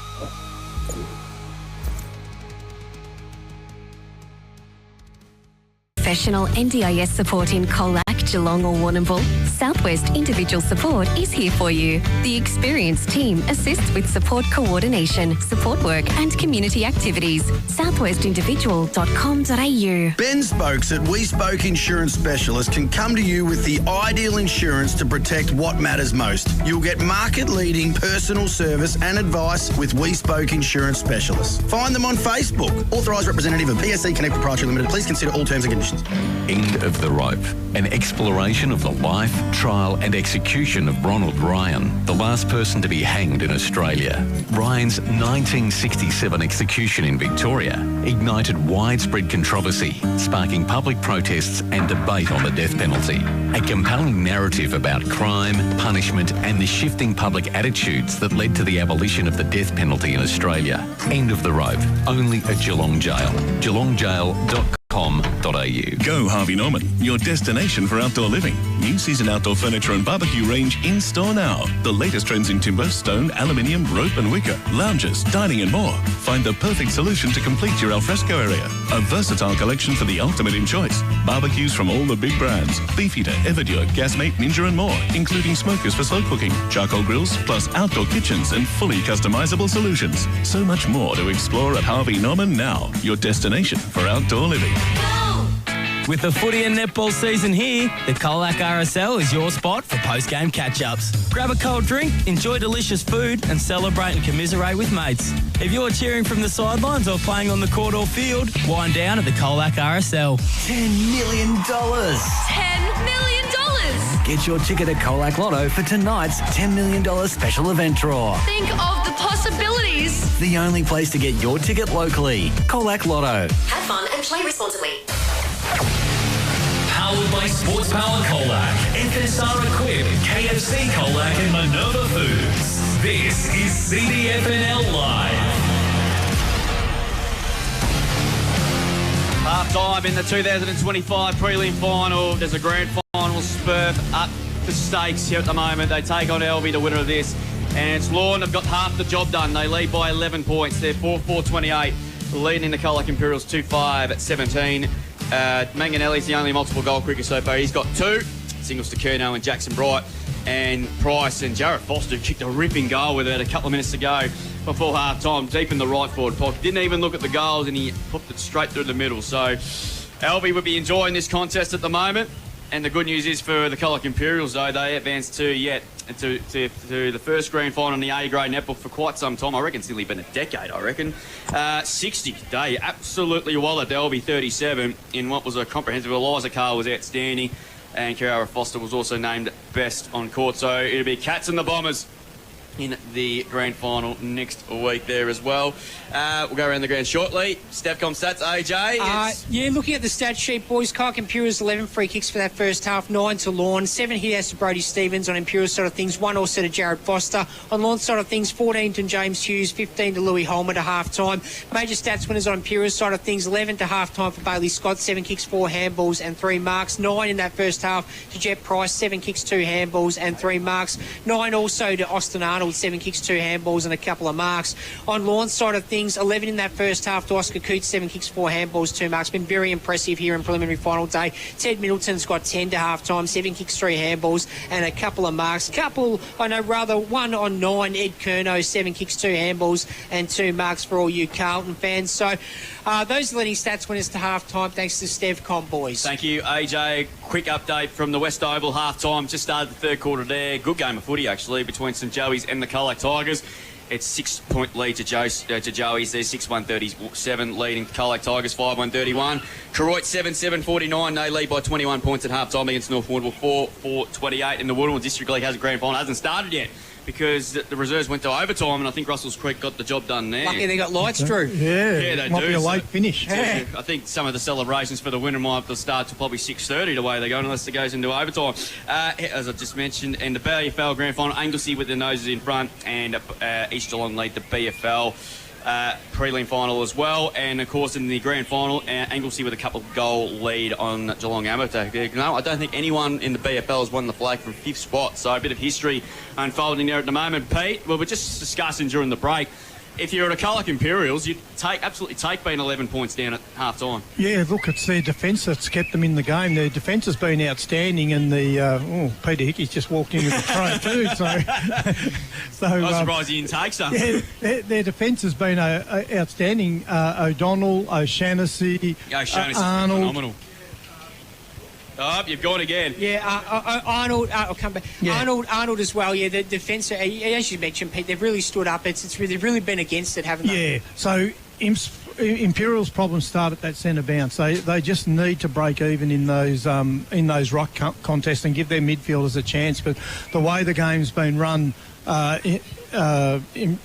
Lorne's ruck, controlling the ruck, gives their midfield more than a 50-50 chance, and the game has been played majority in Lorne's forward 50, and you feel like Imps just can't hang on forever. But then when they get out in the open, the couple of passages of play when Bailey's got free and they've been able to move the ball outside the contest, they've really looked like they're going to score, haven't they? So, in general play, they look in general, going forward. That last passage of play that resulted in the Jared Foster goal, that was the best passage of play they've had in the entire final series. Yeah, that's right. They didn't have to bomb it long inside 50 looking for an opposition defender. They just chip the ball around with handball, and they get a goal out of it. And Lorne have rotated team defence on Bailey. It's not so much limiting his possessions, it's making sure he's under pressure every time he gets the ball, which they've been able to do. But that's when Imperials look they're dangerous. If you give Bailey Scott half a yard, he'll chop you up. And, so, Pete, we've got some clarity regarding Shortgate. Apparently, Lorne was supposed to be in all black today, the black shorts as well. So there's been some miscommunication, and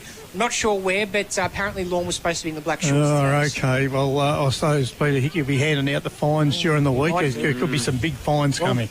Yeah. Hope not. Not ideal, that's for sure. But who do you want to lift in the second half here for the Colac Imperials? If you're Colac Imperials, you've got to look to Brodie Stevens, whether Foster goes in and gives him a hand in the ruck, but they really need to at least break even in those ruck contests. That's where you need to be. I don't think the Lorne forwards haven't been great in so far for the number of opportunities they've got. So for Lorne, they need to lift in the forward line. I think Imp's entries, they just haven't had enough of them, but their entries inside forward 50 have been reasonable. They've kicked that chaos ball in there. So Charlie, he got 3 marks in the first quarter, or he probably... Yeah, just the one in the second. One in the second. That's a win. So they're not bombing it inside 50 and just being intercepted. So that's not the issue for them. It's getting it in there enough to give those forwards an opportunity, and that's where they need to lift. They just need more ball inside their forward 50. Yeah, we're going to be in for a very interesting next hour ahead for both these sides. Who's going to go on to become the last two, along with Elvie in the Senior Football Grand Final next week? The loser will start preparing for Mad Monday in 2026, all the above there too. So it's going to be a very interesting one, that's for sure. We'll take a break here on CFNL Live, back with a big Sports Power Colac third term. Elvie be beating the winner in the A-grade netball was the Colac Imperials easily over the Swans by 23 goals. So a 37-goal turnaround from the one in the qualifying final a fortnight ago. But what's going to happen here? The Imps have defeated them twice this year. But to make the grand final, they need to come from 11 points behind. Second half, we'll be back with that after the break from the Central Reserve in front of his big crowd here under blue skies. On Mix FM, this is CDFNL Live.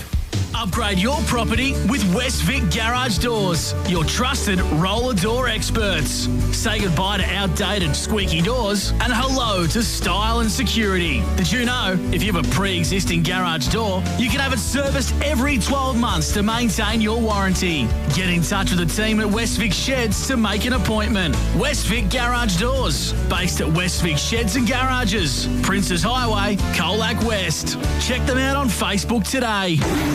Bobcat. That's a name worth roaring about. And the biggest roar is coming from FSR Equip, the authorised Bobcat dealer for Southwest Victoria and specialist for Bobcat telehandlers. From construction to agriculture, Bobcat telehandlers offer unmatched versatility and strength with superior reach and lifting capacity. Bobcat telehandlers are built tough to handle any challenge. Follow the sound of the roar and get to FSR Equip, Hugh Murray Drive, Colac East. Bobcat, one tough animal. A hard-working tractor on the land makes all the difference. Get one that delivers serious value too. Check out the Deutz-Fahr 4E GS series of tractors from 76 to 102 horsepower. Only at Swain & McCabe Colac. Right now, when you buy a Deutz-Fahr 4E GS tractor, you'll get a free stall loader and bucket, valued at nearly $7,000. Only available until September 30 or while stocks last. Don't miss out. Visit Swain & McCabe Colac today. Sports Power Colac are proud supporters of local footy and netball. Good luck to the CDFNL clubs and the Colac Tigers on the road to premiership glory. If you need to restock the kit, see the team at Sports Power Colac, your local finals experts. Looking for professional NDIS support in Colac, Geelong or Warrnambool? Southwest Individual Support is here for you. The experienced team assists with support coordination, support work and community activities. southwestindividual.com.au. Ben Spokes at We Spoke Insurance Specialist can come to you with the ideal insurance to protect what matters most. You'll get market-leading personal service and advice with We Spoke Insurance Specialists. Find them on Facebook. Authorised representative of PSC Connect Proprietary Limited. Please consider all terms and conditions. Best deals for a fresh, clean home now at Harvey Norman. Experience the latest in air purifying technology with the Philips Pure Protect 4200i. Now $497. Save over $100. Clean up and save $150 on LG Cord Zero A9 Ace Stick Vac, now $248. Save $100 on Roborock Q Revo Edge C, now under $1,500. And pre-order the new EcoVax D-Bot T80 Pro Omni Robotic Vacuum and Mop at Harvey Norman.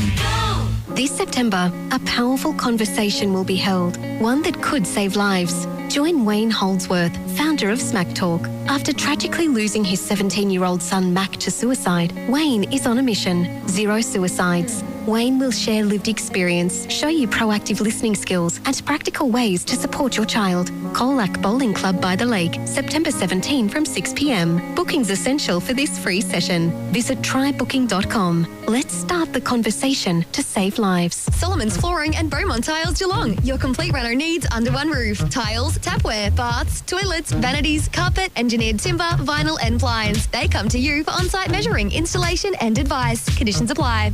Our legendary tradie on Mix FM. Powered by Sports Power Colac, FSR Equip, KFC Colac and Minerva Foods. This is CDFNL Live. 2 quarters to go to find out who's going to play Elvie in next week's CDFNL Grand Final. The second half is about to get underway here at the Central Reserve. It's an 11-point lead to the Dolphins, 4-4-28 to 2-5-17. She's a low scorer, but it's a tight, tough game of country football out there. It was like that about 5 weeks ago when they met at the Western Oval. He couldn't give him an inch. But again, it's just happened again, these two sides. They find themselves in this situation, but at the moment the advantage is with the reigning premiers.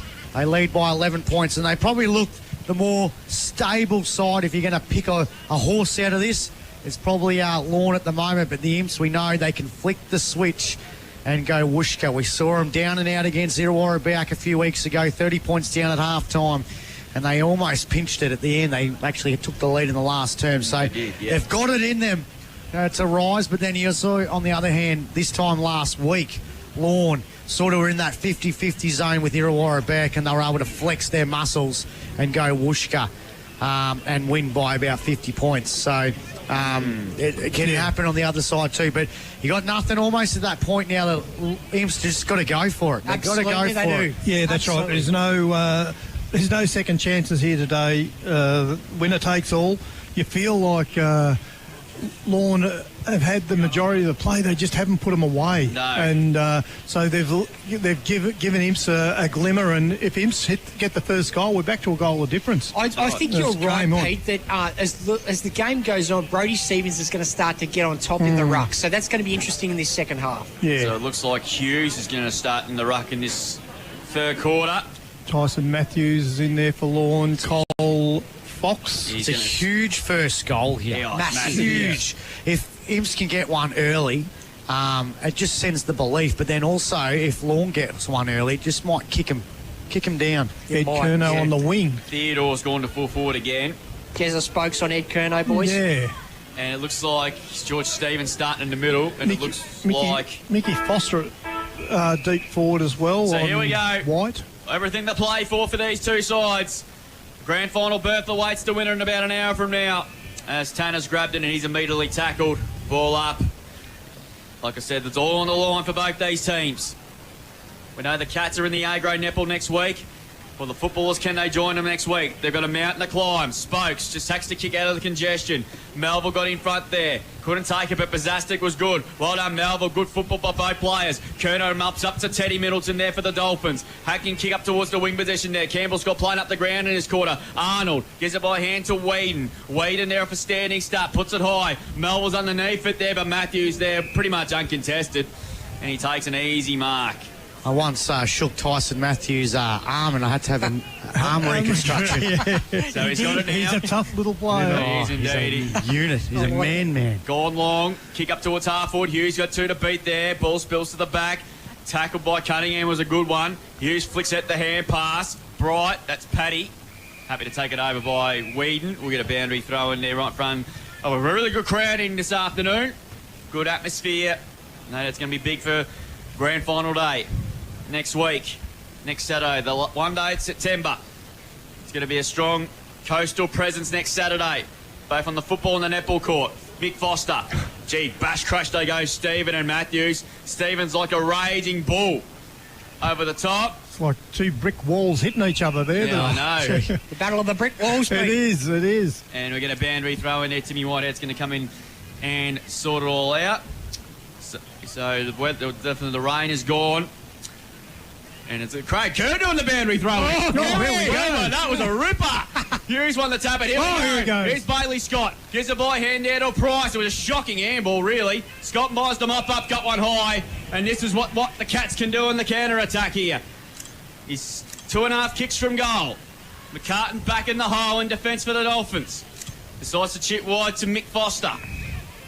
They've gone to left half forward. Chipping 20-metre pass to Campbell Scott. He can wind up here. He runs inside 50, 45 out, and he has shaked a torpedo. It's a mung up towards the forward pocket, and Ryan punts it away. And we're going to get a boundary thrown. But more importantly, Pete, they get in the right foot pocket and they get a stoppage to the Cats. And that looked like him's footy, didn't it? That we've been used to seeing throughout the year. So let's throw in from Wilbur, Pete. It was. It opened everything up.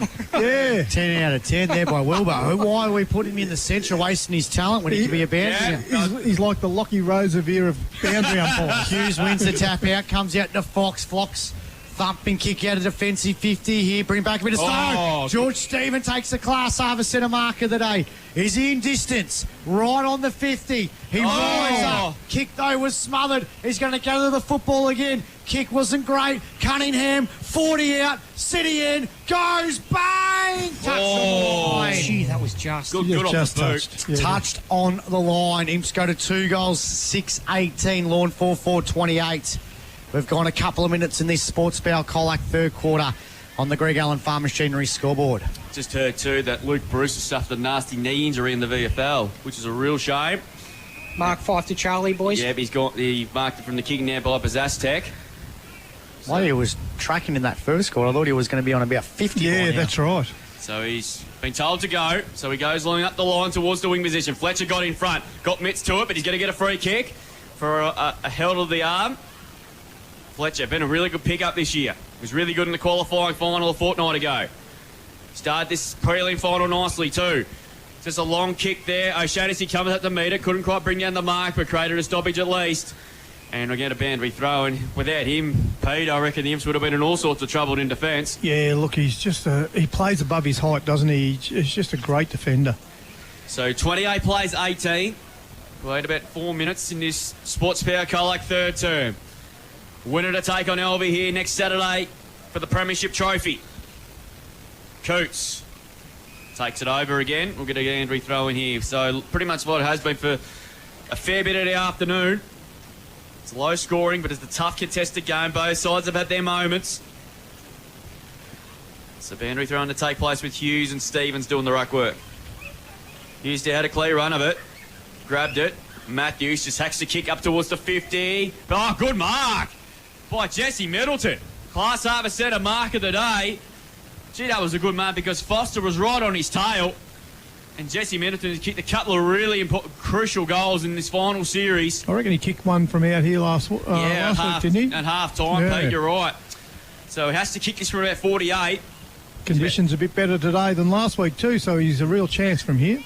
Like I said, he's been told to play and he rides up from 45. Geez, he got close to the man on the mark. It's going to right to the goal line. O'Shaughnessy punches it away. coming through to meet it there. Oh, crunch! Good tackle there. Cunningham gets it away. Bailey Scott should clear it now. Picks up the football through traffic. Good handball. And they're running it through Cunningham, who has a bounce. Yeah, Richie's boy has a cheeky bounce. Is it going to be a centering kick? Sparks! Class over centre marker day. Gets it to Wisby. Wibsy runs to the 50. It's a shank of a kick. Here's a chance for Price. He trips over his own 40. Here's a chance now again for Tex Glennon. He's tackled. Ball up. I was going to say another word, but they stuffed it up there. Pete, they're getting in footy. They're getting in footy. Wouldn't you just have a shot there by Wisby? Yeah. If it was around... Diesel's going to do the ruck work. No. Diesel, Williams, going to say Foster up against Curnow in the ruck then. It was. But if that was round 14, Wisby would have had to bounce around and kick the goal. That's right. Because it's a prelim and they're in a little bit of spot of bother. The doubts get in your mind. It does. Just go back and have a shot, but good play. Scott's going to do the ruck work. Oh, he can do it all. Scott up against Hughes. Hughes wins the tap out. Here's a chance now for McKay. Got the hand pass out over top to Melville. Melville's kick's gone right. McCartan takes a diving mark in front of Foster. Class over centre mark of the day to McCartan. How was the spokes mark there? The little fella. He's going to switch it to Alex Adams. He couldn't take the mark. Price puts him under enormous pressure in the left forward pocket. It'll be a ball up right in front of the grandstand here. That's a big win for the Cats. Yeah, I think they'll like this ball up here. They're up and about early in this third quarter. They need a snag, though. They're pressing. Spokes off. Cass on for the Cats. 10 points the margin. 18-28. Low scorer. Palm forward. Cass couldn't get it. Here's Teddy Middleton. Breaks the Campbell Scott hand pass. Got the good hand pass to Jesse Middleton. He goes inbound and he finds Paddy Bright. Good mark between half back and the centre wing. Got it to Curnow. Curno's hand pass wasn't great. He's tackled. He took him on. And it's holding the footy. Eduardo Curnow. He's caught. Geez, those little skill errors, the wayward handball. They're into Campbell. Campbell, Scott and Ted Middleton exchanging insurances. Curnow sort of like, what's going on here? He's not happy. Arnold's going to get the free kick. No, it's going to be... Scott's got the free kick on centre wing, right in front of the Lorne dugout. And again, no one to kick to. Adams and Hughes has dropped behind the footy here, so there's two loose here as they go inside. Scott winds up. He puts it high inside the forward 50. That is a mark by McCartan. Sir Charlie McCartan flew fourth up. And it's a class over centre mark of the day. Yeah, you had all day to pick where you're going to kick it, and he kicks it to McCartan. He could have picked out any chapter of the book, and he just took the Mushka mark. Yep, goes wide to Taylor. So the Dolphins sort of hanging on at the moment, aren't they? That's a good ball inside to the 300 Clyde Gamer and Richie White. 10 passes to Adams. Adams snapping ball, should say, is okay. O'Brien Henderson, nice little party trick. And he just thanked the kick up towards centre wing. Well done. Finds Teddy Middleton's been good today. Trouble looming. Goes inside 50. Jack O'Brien's underneath it. Right, the Coots couldn't do so. Arnold did well. He's caught. Ball up. Gee. Think what around the grounds. Joey's lead by 2 points in the third quarter against the Colac Tigers in the GFL. Winner goes to the granny. But the game's really starting to open up here. Yeah, both sides need a goal, really. Holmer grabs it. He snaps. And it's not going to make the distance. And O'Donnell marks it deep in defence. So Paddy Bright's been told to come back. So O'Donnell last line of defence here. What can he do with the ball in hand this time? And he's going to kick it wide. It's going to be okay. Wisby, good defensive work by Sayes. No, not according to the umpire. Advantage should be paid. It is to Cass. He has a bounce. He wants to run his full measure. Kicks towards centre half forward. That's a shocking kick. And Pazastek marks it and he plays on. It's sort of like a pinball machine at the moment. It's going everywhere at the moment. Mark, good kick. Mark taken by Middleton again. Might be too far out, Jesse. He's 55 out. He's a big kick though. Yeah, he's right on his distance here, I reckon. He's thinking about it. So, like I said, he's kicked a couple of ripping goals in his final series so far. Men on the mark's about 47. And he has kicked 11 goals this year, closing on 50 games. Decides to pass it. Gee, that was smart. Bright there, was he interfered with? Oh, yeah, he was. Free kick will go to Paddy Bright. He's had a terrific prelim final. 5 kicks, 4 handballs, 4 marks, Stepcom stat sheet. But he's looked dangerous at times this afternoon. And this is a big, big kick. He's almost directly in front. And this is well within his distance here. So for Imps domination to start this quarter with no reward. And now, like I said, and they've got a shot for goal coming up here. As I mentioned, Paddy Bright has kicked 22 goals this year. from 35, kick on the way. It's going to fall short about 5 metres. Kerno roved it. Good smother off the boot. And it's gone through for a point. So that takes them on to 4-5-29. It's a 2-6-18, the Colac Imperials, Greg Allen Farm Machinery scoreboard. Oh, Bailey's off. Yeah, he's off to the races. 11 points like it was at half-time. Wisby couldn't take the mark, but he gathers the footy. Hand pass wasn't great. Cunningham's there, so's Middleton. Got it over the top to Fox. Fox now kicks looking for Holmer. Couldn't take the mark. Here's a chance now again for Brock Stevens. Backwards hand pass over the top to Arnold. Got it over the top back to Brock Stevens. Stevens' kick was smothered by Turney, but he gathers the footy again, Brock. He kicks now to centre half forward over the head. Prasaz Tech takes a good mark. George Stevens was by himself by 50 metres. They're just panicking, as I said. If it was round 14, they'd nail those kicks. Pressure on now in the prelim final.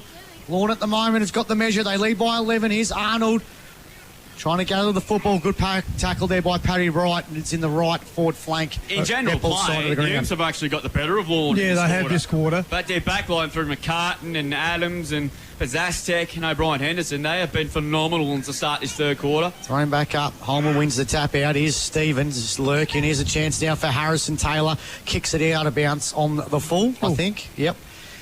You had Cullen Spence in that forward line, though, and I think it's a different issue. And that's just a play that they're missing. They'll get him back next year. He's overseas playing the old cricket. Not sure why, but there you go. But I'll tell you what, he'd be someone they'd love to have right now. Sure. He goes in short, finds Whedon.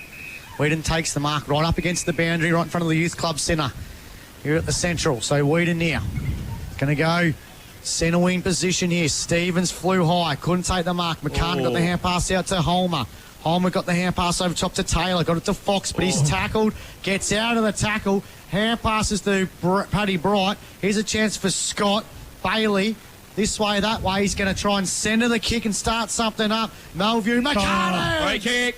There's a free kick, and it's going to go to Lorne anyway. It's going to go to Lorne anyway, and it's going to be a free kick to Sean Smart. But McCartan, gee, that was a mark. That would have been 8 on the Stepcom stat sheet. They just keep kicking it to him. Yeah, they what do. Lorne are doing, what Colac Imperials are doing, has allowed Lorne's strengths to be on top in this game. They are just flooding the back line in defence with the Imps have the footy, and they just don't claim possession. 11 minutes gone. Sports Power Colac third quarter. 11 points the margin. That's what it was at half-time. It's just been a point each in this second half. Well done. Stevens knocks it out of bounds. It's a real grind at the moment. You feel the Imps are dominating them without scoring. Lorne are hanging on, but you just feel that the Dolphins kick a goal, it just might break them. Yeah, well, that's the thing. When the game opens up, it also gives Lorne a chance of scoring because the numbers aren't back behind the ball. Holmer from the stoppage won the tap. Cooch trying to take everybody on, but couldn't do so. Ball spills to the centre of the ground. Brock Stevens, I like this game. Caught without the footy. Yep, free kick to the Imperials. Just probably what they needed, really, when you look at it. They need a ground ball, Pete. They don't want a big dump kick. No, that's right. He's giving it the wrong bloke, so probably got away with one there, I think. There was a bit of confusion. So Brock Stevens got the footy. Goes short to Theodore. So next goal, so important in this prelim. Good kick, Stephen there. Got in front and took a strong mark, 50 metres out. What can the Cats do here? He plays on, he says the kick to Cass. Marks at 48 metres. Better on the run. True. But no one, so he's weighed up his options. We've got McCartan back there, you got Adams back there, and he's going to go back and have a ping. And Cole Fox tried to fight. Now he's going to go short, but he's going to come back. I'm not sure what Cole Fox was doing there because he did give him 3 metres. Yep. And now he wants it back, and the umpire's saying, well, you stood there. So I'm not sure what he was up to. Just have a shot now, wouldn't you? Stephen Cass. This is a big kick, this one. He's kicked 5 goals for the Indian game, 215 at senior level. From right on 50, he has thumped it. It's going, it's there! That is a big goal in the context of this preliminary final. It's a goal of the day contender. A Westvic Sheds and Garages goal of the day. Gee, what a time to kick the first goal of the afternoon and the first goal of the second half. That was a magnificent kick off the boot. And the Cats are back within the kick, the closest they've been for a while. They're 3-6-24 on the Greg Allen Farm Machinery scoreboard. Lorne, 4-5-29. That's on the Greg Allen Farm Machinery scoreboard, as I said, Pete. That is a big, big goal, and that was a ripper. That's the goal the game needed. It's opened it right back up again now, so we're only got a 5-point ball game. So he was going to run the whole field and high-five everyone then, wasn't he? He went all the way to the back line and realised he was meant to be in the forward line. I was a bit concerned. They went the dump kick, but it worked that time. George Stevens took a terrific mark and he got things going. Well, it was a mismatch. George Stevens and Turney. Stephen Cass's kick, he could not have hit it any sweeter. Absolutely. So we're in the middle, second stoppage. Holmer is there, Kernow's there, Stephen. He wraps up, but Kerno got the hand pass out to Bright, got it to Fox. Fox now puts Lorne back inside the forward 50. Coots couldn't take the mark. O'Shannessy goes by hand for Brock Stevens. Stevens now kicks the centre half forward over the head of the Gumbel. There's going to be a free kick to Darcy Theodore. Imps are starting to get on top here. Yeah, they are. So Theodore now winds up. He kicks into the left forward pocket. Diesel Foster's got it. Gets around a couple. It was a good tackle there by Sean Smart. And we ball up just inside the forward 50 for the Colac Imperials. They're kicking to the city end.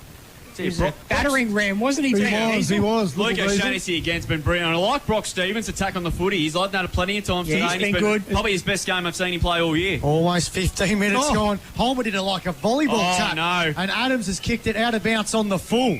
How's about the tap blow? That's excellent, yeah. Just going to spike it over the net then. It nearly broke Alex Adams in half. So it was Campbell Scott on centre wing. Takes a bounce. That's to get around Jackson Bright.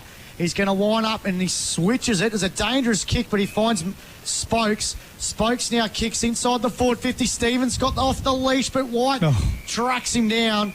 And it'll be a throw-in left forward pocket for the Imperials. They're getting repeat inside 50s in this third quarter. They're really looking dangerous at the moment, aren't they? They are. The forward line's really starting to function, Pete. Yep. 3-6-24, 4-5-29, 5 points the margin, 15 and a half gone in this Sports Power Colac third quarter. Umpire throws it back into play. Holmer versus Stephen. Stephen knocked him out. Or knocked him straight to the ground. And Holmer's going to get the free kick in the back line for the Dolphins. So all of a sudden now the Dolphins under siege. We haven't said that too many times over the years. He thumps the kick over towards the wing position there. Brody Stevens punches the ball away, but ball spills to the back. Coming to meet a Campbell. Scott gets a hand pass and her away through Cunningham now to Whedon. Whedon's kick inside 50. A shocking kick again. And guess who? Charlie McCartan has taken the mark. There's a Dolphin player down on centre wing. I was just trying to see who that was. Come back there, try and get. I think it might be Manganelli, is it? We'll come back to it anyway. McCartan. Ball kicked towards the wing. Paddy Bright got up there. Got mitts still couldn't take it. Spills to Bailey Scott. He's tackled in the back. Free kick will go to the Cats. He's starting to get involved in this contest. The red hot monumental favourite on Wednesday night. He's on between wing and half forward. He's just got the fence there now. The floodgates are about to open.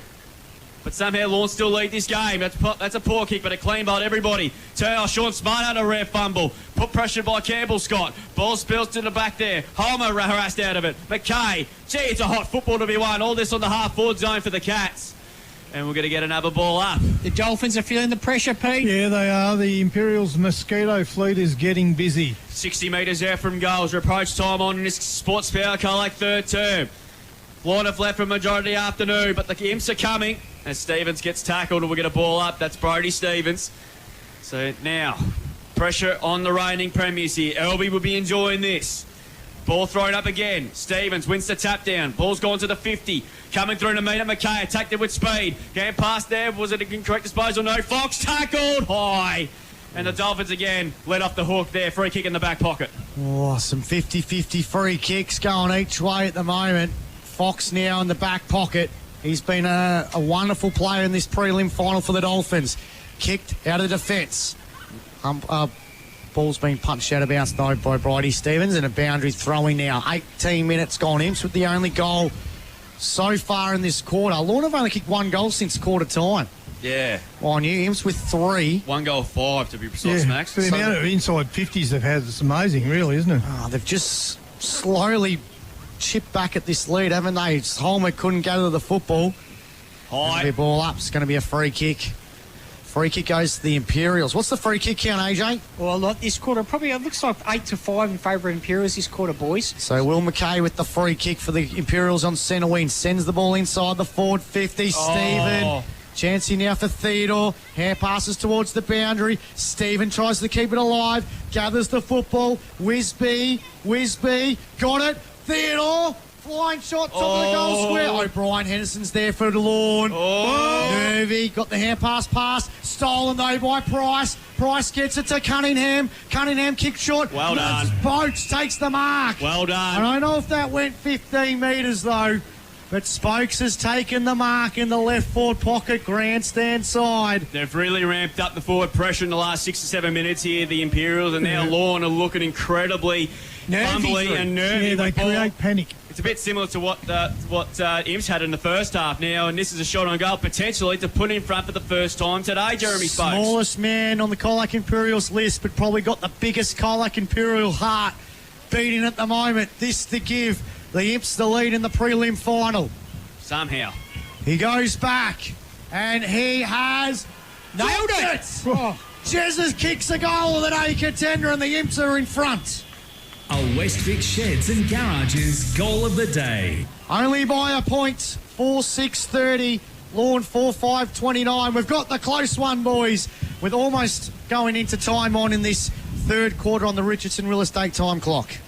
And when they play this kamikaze football, they just create panic, and you can see the panic on the Lorne defenders there. They were really out there. They a long kick down to the wing here, and they were away. But he just panicked and turned the ball over, and bang, goal. And Imps are in the front. Unbelievable.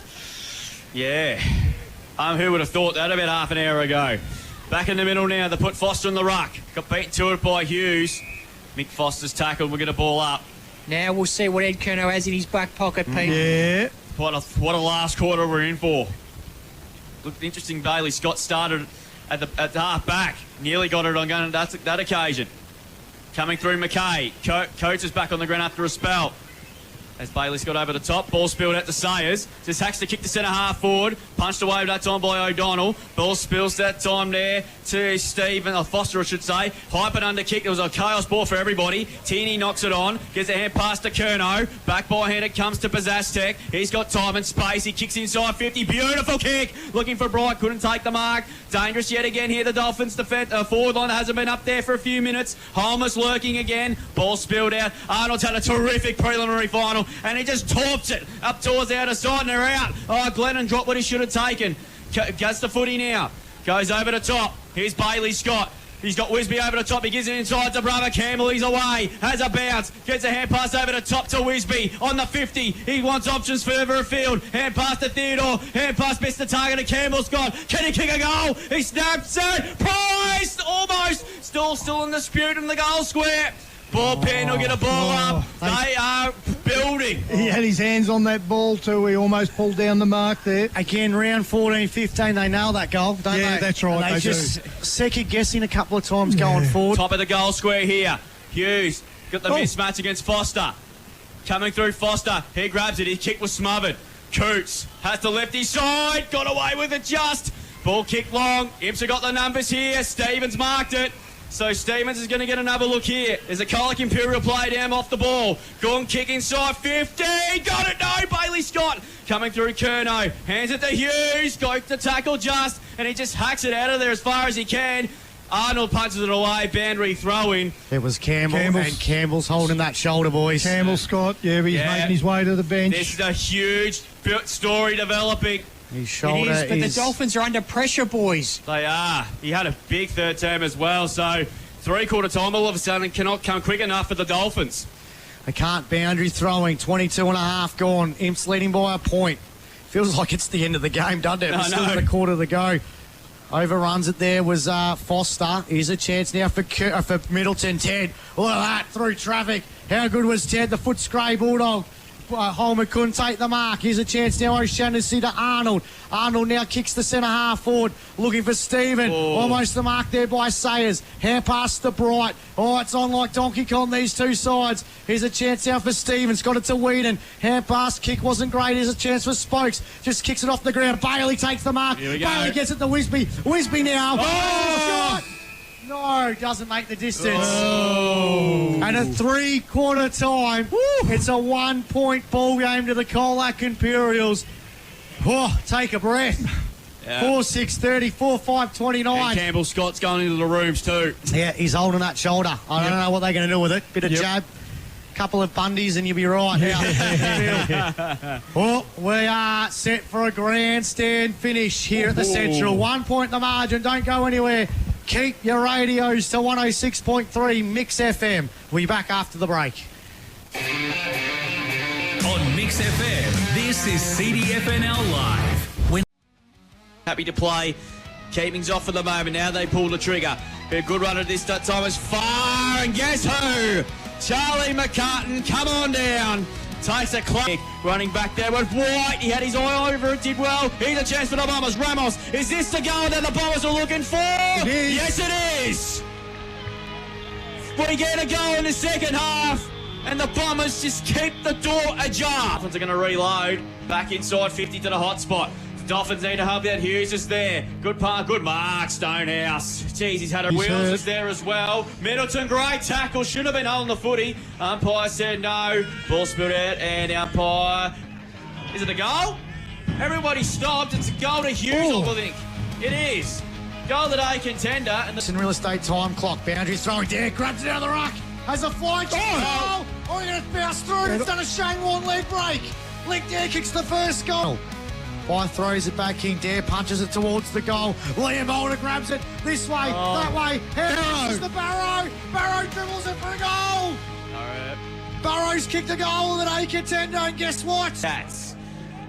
He's going to go long. Perfect conditions for football here. Bit of holding on. But guess who? Gee. Lincoln Dare's taken a ripper. Took a really good mark. No, it's a free kick. I didn't say what for. So Bailey Scott's got the footy. Here he is again. He runs the 40, goes for goal, and goes bang! God, how good is he? Here we go. So he's going to launch it to centre half forward, and that's where he does. That's a big kick. Spence, big mark. Class have a centre mark. For the Swans, up the guts. He's kicked it. He's gone long, linked there. Again! Put the fire.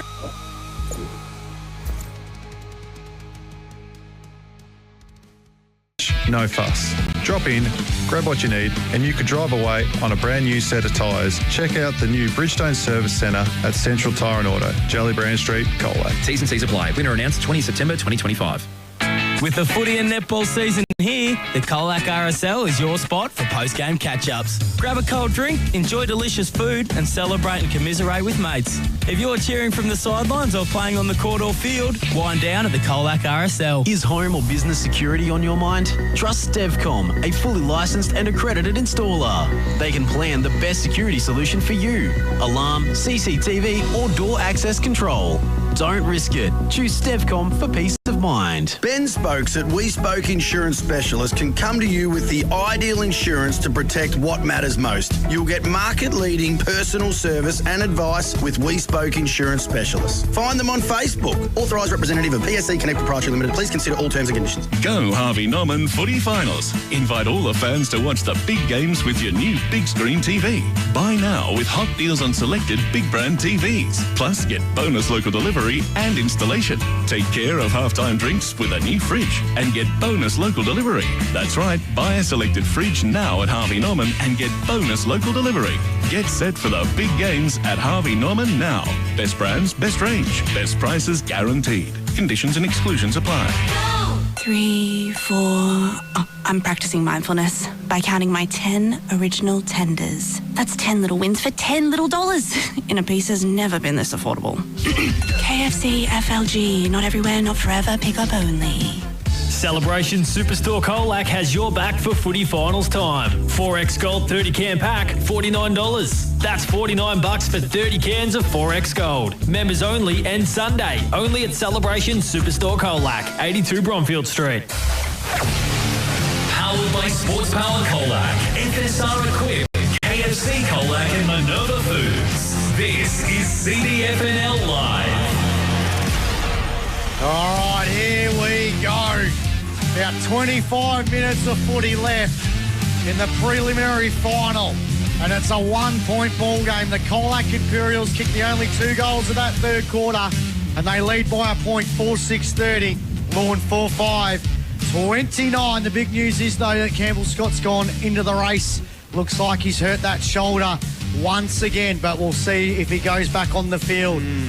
Almost that glass break, just in case of emergency. Yeah, it's going to be interesting. Yeah. Stevcom stats, AJ? 18 free kicks to Imperials, 14 to Lorne, 8 he has Brady Stevens on Imperials side of things, 24 to James Hughes, 22 to Louis Holmer. Leading stats winners for Imperial, Bailey Scott, 11 kicks, 8 handballs, 5 marks, 19 disposals, 13 so far to Austin Arnold, 9 kicks, 4 handballs, 2 marks. Lorne's side of things, looking down the list, it looks like 15 to Ted Middleton, 10 kicks, 5 handballs and a couple of marks. Charlie McCartan, 8 marks on the Stevcom stat sheet, along with 9 kicks and 4 handballs, 13 disposals. Stevcom stat sheet, boys. I reckon we're going to get an either Bailey Scott show or an Ed Curnow show in the next 20 minutes. Both in the centre square to start the quarter. Yeah, I've just walked out to both huddles, boys, and Bailey Scott went to the three-quarter time break with a massive smile on his face. That's confidence for you. If there is a breeze, it's probably Imps are probably kicking with a slight breeze, if anything. So here we go. It all comes down to this preliminary final. It's been a hard-fought 3 quarters. What's the last 25 minutes have in store for us? We're underway. KFC Colac last quarter. It's the Cats leading by a point. And Bailey Scott's going to get the first possession out of the middle of the ground. He kicks up towards half forward underneath at Adams and takes a class over centre mark of the day. They were incredibly nervy by foot in the later part of that third term. What can they do here? He's going to go long. Up to a contest. Paddy Bright worked his way to the front. He couldn't mark it. At the back there, Arnold and O'Shannessy. I'm going to ball up there again. O'Shannessy's moved to Jackson Bright. He's played a brilliant game in defence all day. So Bright looked like he was going to really open this game up, didn't he? Yeah, early in the game. He moved really well. On O'Donnell at the moment. Hughes grabbed out of the ruck. Tackled by Brody Stevens. Ball up yet again. So if you're Elvie, you'll be pretty happy with what you've seen so far. But like I said, it's all to play for. Could it go to extra minutes, maybe? Oh, Drew. Maybe. You've gone early, Drew. It's a slight possibility. As the Cats have got the footy now. Stevens been huge in that third quarter. Just paddles the ball forward. Hack forward by Wisby. Here we go to Theodore. Kicked off the side of the boot. Looking for Melville. Had a shocking bounce. Here's Bailey Scott. Couldn't take it. Foster couldn't quite do so either. Fletcher stepped around the board and Cunningham's marked it in the centre of the ground. He's going to go back around the mark. He's going to come back. That kick was looking for the two coaches there in Curnow and Bailey Scott. Campbell Scott's into the rooms, getting that shoulder reassessed. That could be a big story. I think Lippy went in to donate his shoulder. That could be a big story during grand final week. If that happened, the Cats able to hold on from here. So Lamb Cunningham having a terrific year. He's had some big jobs today, but he's doing a really good. He's had another good game. He's in the smack bang in the middle of the central reserve, and he's going to play it on and thump it towards 20 metres out from goal. Stevens is down underneath it, punched away. Bazastek mums up to meet the footy now front and centre. Runs his full measure there. He kicks to the wing position. Hovers in the box seat. Good defensive work again by O'Donnell. Arnold mops up. He's had a terrific prelim. So is this guy, O'Shannessy. Back in board to Brody Stevens. Can pass back to Cunningham. He had a fumble under pressure. He got the ball forward somehow. Here's a chance for Tannis. He explodes away. Kicks inside 50. Good kick to Theodore. Just couldn't quite get to him on the full. And McCartan happy to see it go over. Boundary throw in. 2 minutes into this KFC Colac last quarter. It's the Cats leading by 1 point. Looking dangerous, the Cats. Yeah. They're really moving the ball. Yeah. They are. They're throwing the kitchen sink at the moment. But how much petrol are they using at the moment without scoring? Stacks on this in the left forward pocket and be another ball up. About 30 out from the Cats' goal. Kicking to the leisure centre end of the ground in this final quarter. KFC Colac last quarter. Fire throws it back up. Hughes wins the tap out. There's going to be a free kick. It's going to Colac Imperials. And it's George Stephen. I'll tell you what, he'll kick the distance. Without dominating the stat sheet today, I'll tell you, he's having a big presence, isn't he? The 1%ers, trying to keep the ball alive at times. He's thrown himself in the ruck at times. Good news, boys. Campbell Scott's back on the ground. Oh, there you go. So George Stephen just inside the 50 to give him a 7-point lead. He goes back. He likes it. And he has kicked a goal. It's a big one. The former Lorne Premiership player puts the Colac Imperials 7 points up in this KFC Colac last quarter. Oh, Bailey Scott copped something in the celebration there and he's winded. Oh, okay. The old Wayne Campbell style. Gee. So they go to 5-6-36 Lorne. Colac Imperials Lorne a 4-5-29. I think Wayne Campbell did his quad celebrating the Mark Coughlin goal against Geelong, and they didn't even win that day, Pete. Oh, well, we didn't kick many goals that day, probably either. But I think Chappie won it.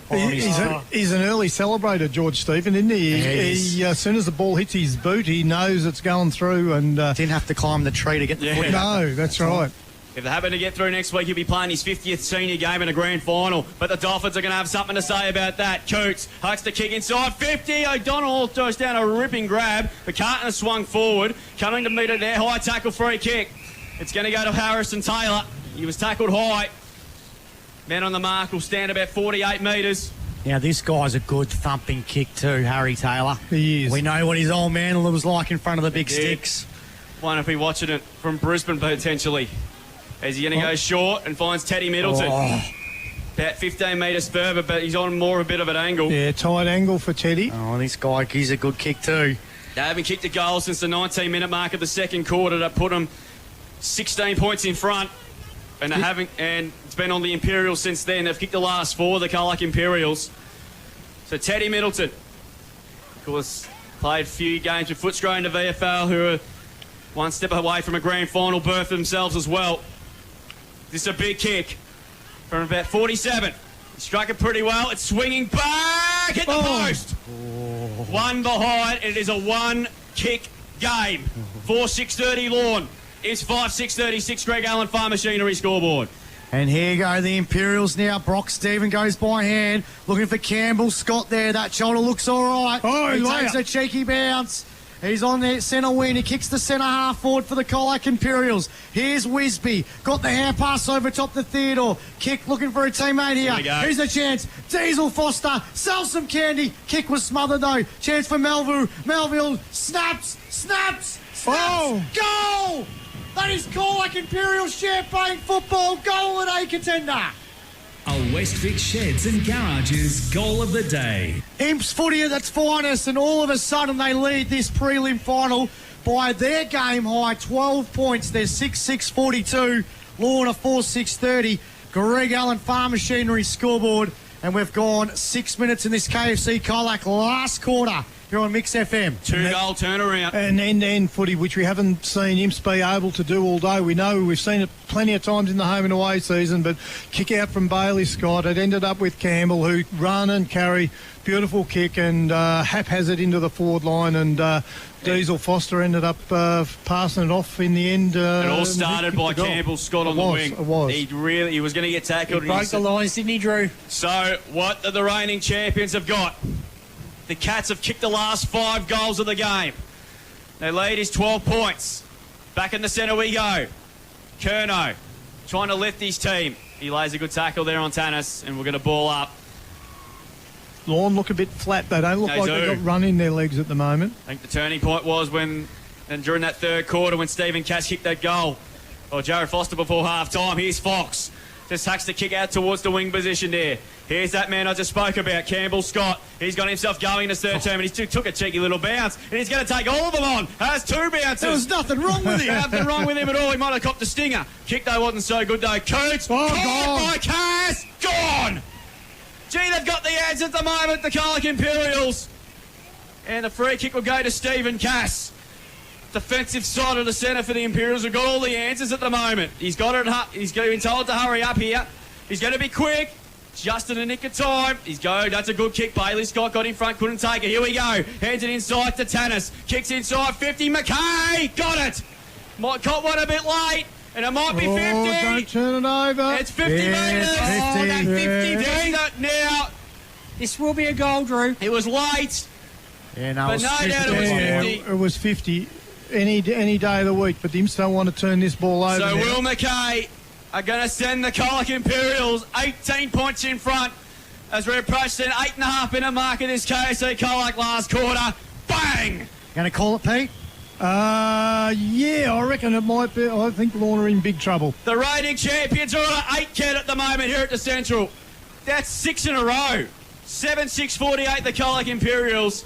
Lorne have stopped They're 4-6-30 on the Greg Allen Farm Machinery scoreboard. Pete, So they've they just ne- got all the answers. They have, and they need 3 goals to draw level, and they've only kicked 4 for the day. So it's tough work here. McCartan's gone forward, but they have not been able to get a contested mark up forward at all against this Imperial defence so far today. It's, so you it's can't just see incredible that at half time, they only kicked 1 goal. Yeah, and that's never right. 2 goals, sorry. Now all of a sudden, they've kicked 3 goals in the space of 6 minutes. And this is without Bailey Scott dominating. That's they right, have had 7 individual goal kickers. Bailey kicked their first 5 last week. Extraordinary. Stevens grabs it out of the ruck. Nick Nui style. Hand passed it forward. Bailey Scott's there as well. Fox is there. The Seagulls are about to evade the centre reserve. Someone threw a chip on the ground. Ball kicked forward there by Sayers. Goes for Brody Stevens. His hand pass Hughes. He, like a battering ram, bangs the ball forward for the Dolphins. Kicked off the ground there by Brock Stevens. Here's a chance now for Lorne. They go inside the forward 50. O'Donnell, Coots gathers the footy. Drops brilliant. It. He's been on the footy. Their back line today has been it's phenomenal. been outstanding. O'Donnell, who just doesn't look like a senior footballer, No. he's playing like one at the moment. He sends the ball out of defence and he finds a teammate beautifully in Stevens. They're out. Who got it to Wisby. Wisby now takes a couple of bounces on centre wing. He sends what are they? The Imperials inside the 450. Kerno, this way, that way. Smart. He's tackled there.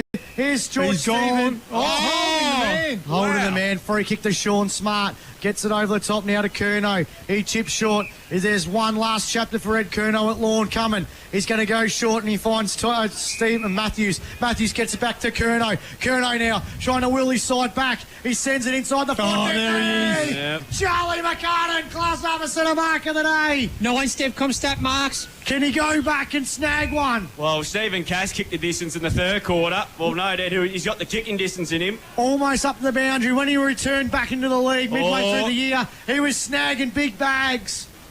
He kicked 11 against Otway. Can he put Lorne back in this prelim final? KFC Colac into the ground. Charlie McCartan misses the... Through for behind. Liam Cunningham got up higher than Joe Cocker. He did. Wasn't going to mark it though. It's gone through for behind. And a big let off there for Imps. 4-7-31, 7-6-48, 11 gone KFC Colac last quarter. So they need 3 goals. But they've only kicked 1 goal since quarter time. And it don't look like happening. The way this is heading. Scott goes out wide, looking for Cunningham. He's had a terrific prelim final. Hand pass to Glennon. Gone. Holding the footy. Free kick to Taylor at half forward. He's got to go into the pocket. That's a poor kick. And Bailey Scott's taken the mark. Costly turnover there. That is a big turnover here. So the Cats will be wanting a knockout blow. This has been an incredible 25 minutes of footy. After they were looking down the barrel during the 2nd quarter when they trailed by 16 points. And it looks like Lorne were going to make another trip to the grand final while the Cats all of a sudden find themselves in the driver's seat. Ball kicked to the wing position there. Players fly at the back. Melville dribbling kick up towards half forward. O'Brien Henderson should mop this up for the Dolphins. He does now. He gets around a couple of players. Kick to the wing position there. No mark taken by Taylor. He backs the mop up. Hand pass missed the target. Picked up by Fox. Fox gets around a couple of Cats players today. He's been good today. Good kick though, not so good. Out on the floor. Got the wires crossed. Clinger of the day by Fox and Drewy. And the free kick to be taken by Stephen Cass, who is minutes away from playing in his 3rd grand final. He's been in 2 losing ones. Could next Saturday be today, perhaps? Cass now winds up, kicks from half back to half forward. Texan couldn't take the mark. Kerno, Prezaztek, ball kick to centre half forward. Bailey Scott with the footy, gets out of trouble, sends the ball to centre half forward. Big pack around this one. Adams couldn't take the mark. Off hands, Melville. Here's a chance now for the Imperials. At the back. They go inside the forward 50. Ted, here they go. Hand passes to McKay. Snaps. There's players loose everywhere. Spice couldn't take the mark. Good work there by Richie White. Chance here now for Stevens. Left or right forward flank. It was Smart got it to Kerno. Kerno's hand pass was smothered. Here's a chance now as Tannis to put in a tackle. I tell you what, Kerno's just trying to put the whole Lorne side on his back and say, come on with me, boys. He's been terrific in this last 10 minutes. I reckon the goal here for the Colac Imperials, and I reckon that's it. Umpire throws it back up. Hughes wins the tap out. Kerno brushes off the whole Imps midfield, but he couldn't get the hand pass out to a teammate. And it'll be another ball up between centre wing and half forward, netball court side of the ground here. The thing about what's been so good about the Imperials over the last decade is they had their backs against the wall. Their critics have come out to play for it, and they've responded brilliantly in the second half, and they've got themselves in a winning position Here's again. Curnow, thumping kick to the middle. Almost a mark there by Taylor. Cunningham got it over top to Arnold. Arnold's kick looking for Cass. It goes. He's on the side to the forward 50. Here's a chance. Cass! Does a play less at the top of the goal square. Foster! Paid the mark. Takes the mark. And you'll have a shot for goal directly in front. And this is the Jared variety. Yeah, game over here, boys. Jared could send the Imperials Yeah, it's all over. to the grand final. Well, Max did call it earlier. What do you reckon, Drew? Do a Rex Hunt? Yeah. Fat lady? I don't think we can do that anymore. Oh, okay, all right. So Foster, he kicked a remarkable goal in the second quarter just before half-time. This to send the Cats to the 2025 grand final. It's a goal and a contender. A West Vic Sheds and Garages goal of the day. Here becomes the Imperials' first multiple goal kicker this afternoon. And the Cats are storming now. They're 8-6-54, Lorne 4-7-31. 15 minutes gone on the Richardson Real Estate time clock. That's all on the Greg Allen Farm Machinery scoreboard. And Imperials really need to thank their defence because I totally agree. In the first half, they just stood up against a swarm by Lorne when Lorne were dominating the game and held them at bay and kept them in the game. And now they're reaping the rewards now. This is incredible. This is a fair dinkum, incredible turnaround. Lorne lead this game by 16 points at the 20-minute mark of the second quarter, and they look to be in the driving seat. And now, since then, the Imps have kicked the last 7, which is extraordinary. Holwer back in the middle. Up and under kick there. Well done, Stevens. Brock Stevens. I reckon this is his best game for the club. Coming over from Camperdown during the pre-season. Chipping ball finds Wisby to Cunningham. Geez, he's been good too. Kicks towards the wing, and speaking of being good against his old team, George Stephen. What a game he's played. He's cramping up. He is. Yeah, but understandably so as well. He has covered a lot of ground today. He's going to play his 50th game for the Imps next week in the grand final. And the kick's looking for his coach and Scott. It's over his head, and the opposition coach, Curnow's, marked it. He plays on quickly. Whedon got in front. Well played. He's going to get a free kick. Gee, they're just... Everything's gained momentum now for the Colac Imperials. And they're going to look to try and exact revenge from Elvin from 2 years ago. The two high-quality teams. We wanted to play some of them in the final, and they're going to play twice in 2 weeks. Ball kicked long. McKay, brilliant to Foster. That's Michael. Kick towards centre half forward. Melville's awkward ball for Chug. Beautifully taken up by Price. Runs to 35. Goes for goal, and he misses. One behind. He's kicked 1 goal, 2. And the margins are flat. 4 behinds there. 8-7, 55. That could have been the absolute car starter, that one. Yeah, lead Lorne 4-7-31. We played nearly 17 minutes in this KFC Colac last quarter, as I said. Lorne led this game by 16 points, and since then, Imperials have kicked the last 7. Just a quick reminder at the start of the final series, who predicted an LV Imperials grand final? Just here we go. Quick one. He's like he's picked the winner of the Melbourne Cup. Yep, it was. Everyone went Lorne and Imps. Here we go. But here's Hughes. Sends the ball to centre wing. Paddy Bright couldn't take the mark. He had a pretty good prelim final. It's gone quiet since at the halfway mark of the third quarter, but many have for Lorne. Wonder whether that time out, injured, sort of takes their fitness away. Umpire throws it back up. Holmer, Stevens. I tell you what, we're right. He's got better and better, hasn't he, Brody Stevens? His second half's been outstanding. Here's the truck in Tyson Matthews. Kick went straight to Will McKay. McKay gets it over top to Price. And Jet Price is just going to take his full time to kick this. He's going to wind up. He's going to put it inside the forward 50. But it's going to be marked by Brian Henderson in the back pocket for the Dolphins. Netball court side of the ground. He's going to switch it to the scoreboard side, and he finds a Jack O'Bright in the back pocket. He sends the ball now to the guts, but he's kicked it straight to Campbell Tannis, who's also had a wonderful pre-eliminary final. Yeah, he's been good today. So Tannis now, he's going to switch, and he finds Whedon. Whedon's got it.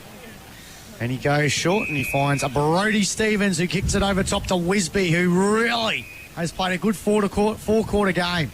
He has today. A couple of moments where, as I said, of hesitation at times, and it has surprised on how good the Imps have been since halfway through that third quarter when they were looking like they were choking a little bit. But back to Imps football, they believed in themselves. Yep, and I could saw it at a three-quarter time, Max. I went out to the huddle and I looked at Bailey Scott's face and he had a big grin on his face. And he tells you that's confidence. And look what's happened in this last quarter. He knew. 19 minutes gone. KFC Colac. Last quarter, it's 55-31. And it's the Imperials leading by 24 points. Boundary throwing. Foster doing the ruck work. Beat to it by Foster. Kerno had a big last quarter, but nothing in return, and kicks it straight down the throat of Brody Stevens. He's had an unbelievable second half. And he's going to go inboard to Cunningham. He's had a really good prelim. He's got better, including his second half. Left foot kick there on the left wasn't good. And Kerno's marked again. He's having a big last quarter. Kick towards the wing position there. McCartan there couldn't take the mark. Ball spills to the front. Taken away by Brock Stevens. Brock Stevens kicked up towards the half-forward zone. And a good mark taken.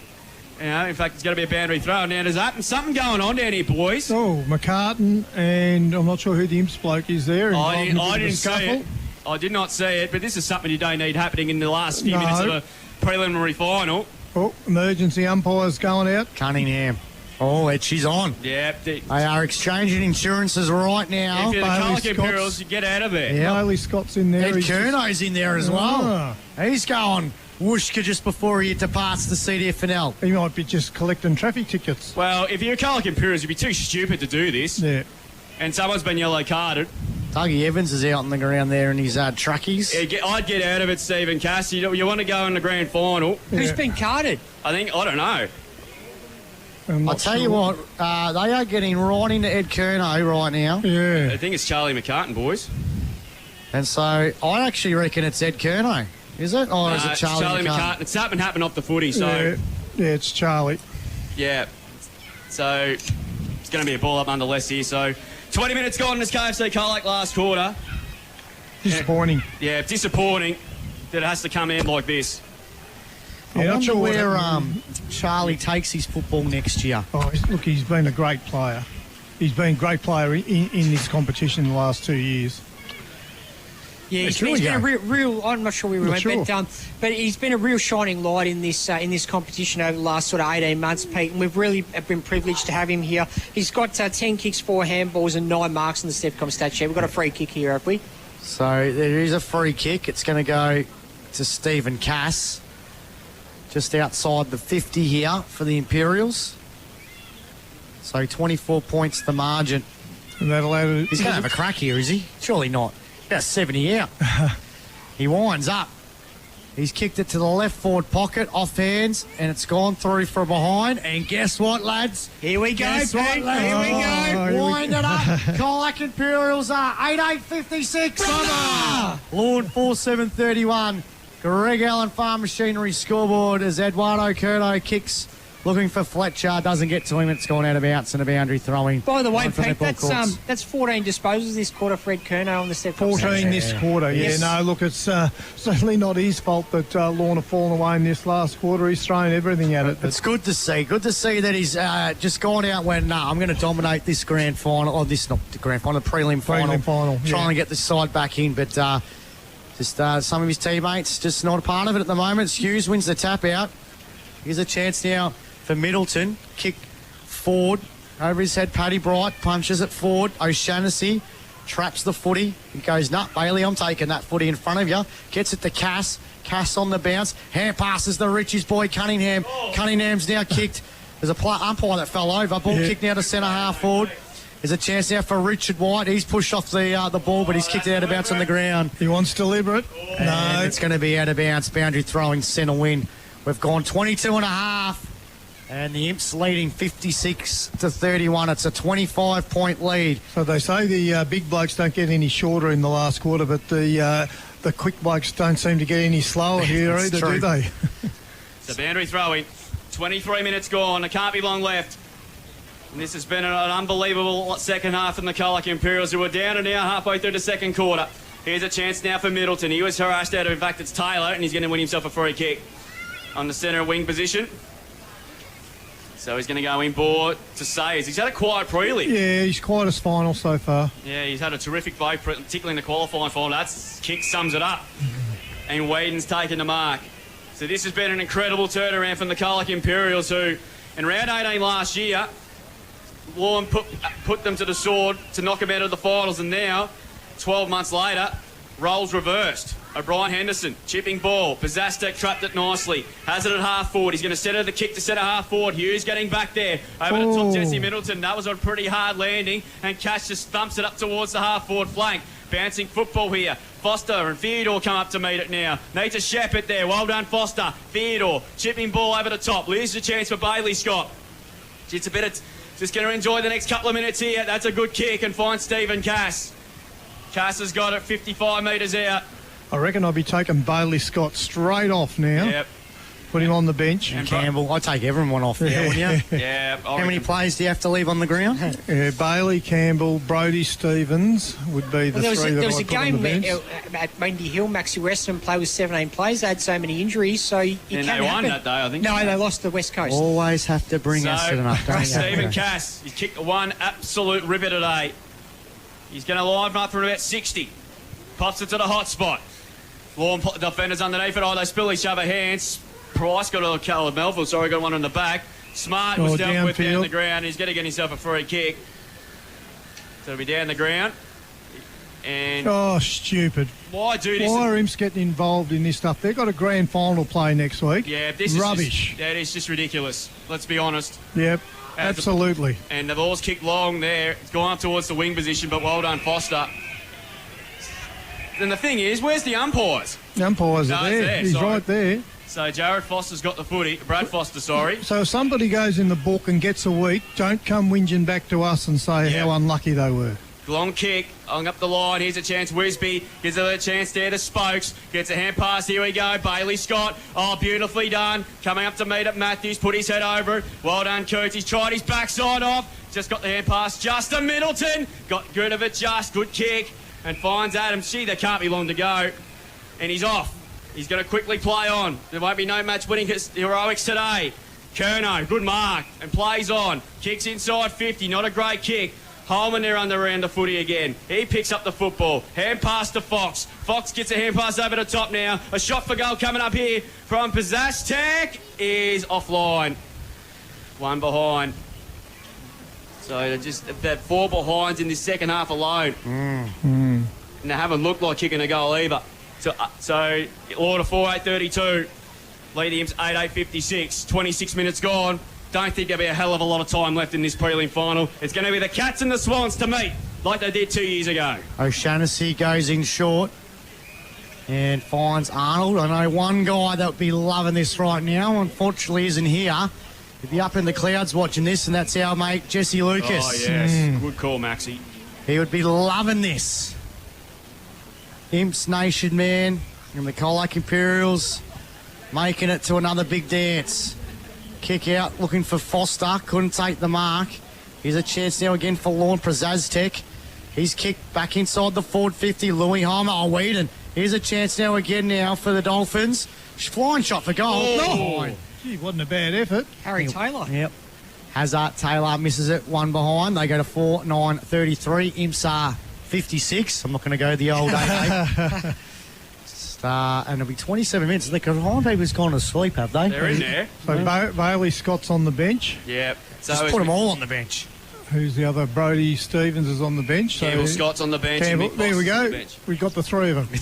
As Ozzy Arnold brings the ball back in. Time ticking down. Ball spills to the back. Spokes gets a hand pass away.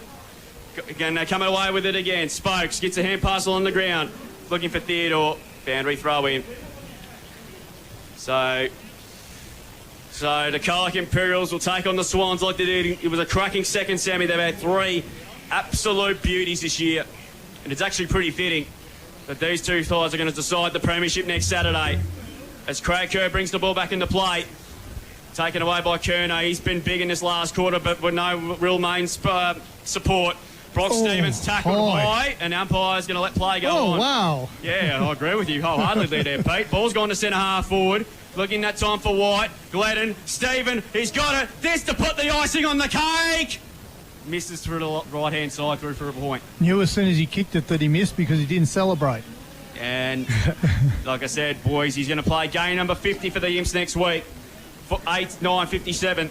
Lorne a 4-9-33 replay, 28 minutes. Oh. Jeez, that can't be long left. It's a long quarter. It is. Al Adams has gone forward as well. Jackson Bright doing the kick-out duties. It's all happening here at the Central. Hughes punches it backwards. Here's a chance for Taylor. Taylor now kicks the centre wing. It's open field here for Prazaztek Industries. Homer's got a streak. Take a bounce. He sends it into to Homer. Good work there by O'Shaughnessy. The fist of fury of Luke O'Shaughnessy punches it out of bounds. Homer had that for breakfast, lunch and dinner until O'Shaughnessy just went, nah, I'm going to ninja style that ball over the line. That's it this quarter, 17 disposals, Ed Curnow. 17. 17 Yes. for the quarter. As the time ticking down, boys. There's not a lot of time left. We're inside the final minute. Inside and coming up towards 30 seconds. Boundary throw in. Homer wins the tap down. McKay kicks out towards the congestion. Fox just punches it away. Looking for the boundary. No, Spokes kept it in. Gets the hand pass away now. Looking at that time there for Cunningham. Cunningham gets the hand pass inside. Stevens well tackled. Umpire will come in and we'll get a ball up yet again. So this has been a phenomenal turnaround from the Colac Imperials. They were down and out halfway through the second quarter. Pete ruled them out. Yeah. And there it is. The Colac Imperials are moving through to the third grand final in 3 seasons. And they are 1 win away from ending a 3-decade-long premiership drought. And they'll take on the Albi Football Club next week for the Premiership Cup. And the margin in the end was 24 points after Lorne led by as much as 16 points late in the second term. And the final score reads 8-9-57, the Colac Imperials defeated Lorne 4-9-33. As Charlie McCartan and Bailey Scott hug one another. An amazing rise from the ashes after Max declared them gone. It's almost as good a comeback as Joel Menzies. Yeah, probably a fair pull, Pete. What an unbelievable performance, though. They were down and out late in the second quarter, and we didn't know where the answers come from. And there's Lippy. He's up and about. That was a sensational effort, Pete. Oh, Really. yeah, no, look, it was. They looked in all sorts early in that game. Lorne were controlling the rucks and getting entries into their forward 50, but Imperials' defence just held firm against a wave of entries. Entries. I know you don't keep a score of them, but I would say it was probably 4-1 entries ratio. But O'Shaughnessy, Arnold, O'Donnell, who had his pants pulled down last week. Trey Whedon. A lot of the players that had bad games last week had really good games stood up today. Yeah. In the game, it was pretty much, look, at half-time, they were staring them in the face. The straight to exit. And look, true, Bailey's a star, but they didn't need him to do as much as he usually does today, Pete. And that was the beauty of it. Like, you wanted to see an all-round team performance. You can't have Bailey Scott single-handedly keep them in the game. And look what happens today. They just kept fighting. They just found a way. And the turning point for me was during that third term when Stephen Cass kicked that long-range goal from outside 50, and that really set the tone. So that was an unbelievable effort. So Lorne would be really disappointed with their forward line. Their tall forwards really failed to take too many contested marks at all. I know Hughes took one down here, which was from a goal that he missed, but they had no presence at all at ground level. For Lorne to improve, they need some speed and some goal smarts in that forward line to take advantage of their forward 50 entries. So it's all down to 2 teams for the 2025 flag next Saturday. Similar to 2 years ago, LV taking on the Colac Imperials. Have had 3 genuine crackers this season and an unbelievable rise. What a fair turnaround it's been, because the Colac Imperials were absolutely pumped in the last game of last season by 10 goals, and the roles have sort of been reversed in the preliminary final, and they have locked out Lorne's for this, and their premiership race comes to close. Is it the last time we see Ed Curnow, the coach of Lorne? We'll have to wait and see. There's a few there. Al Adams making his way off the field as well. Do we see him again next year? Yeah.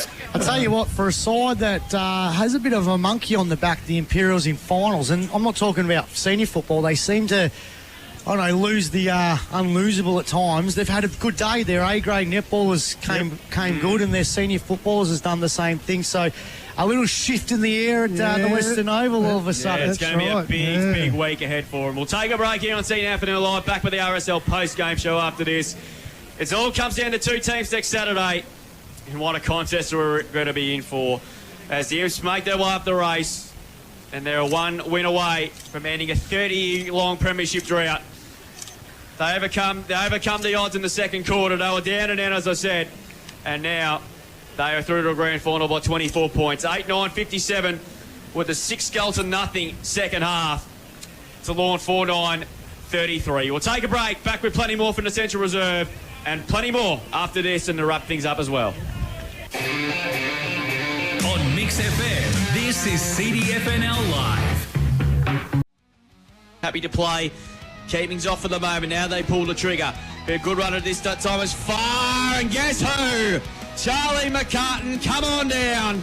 Takes a kick, running back there with White. He had his eye over it, did well. Here's a chance for the Bombers. Ramos, is this the goal that the Bombers are looking for? It is. Yes, it is.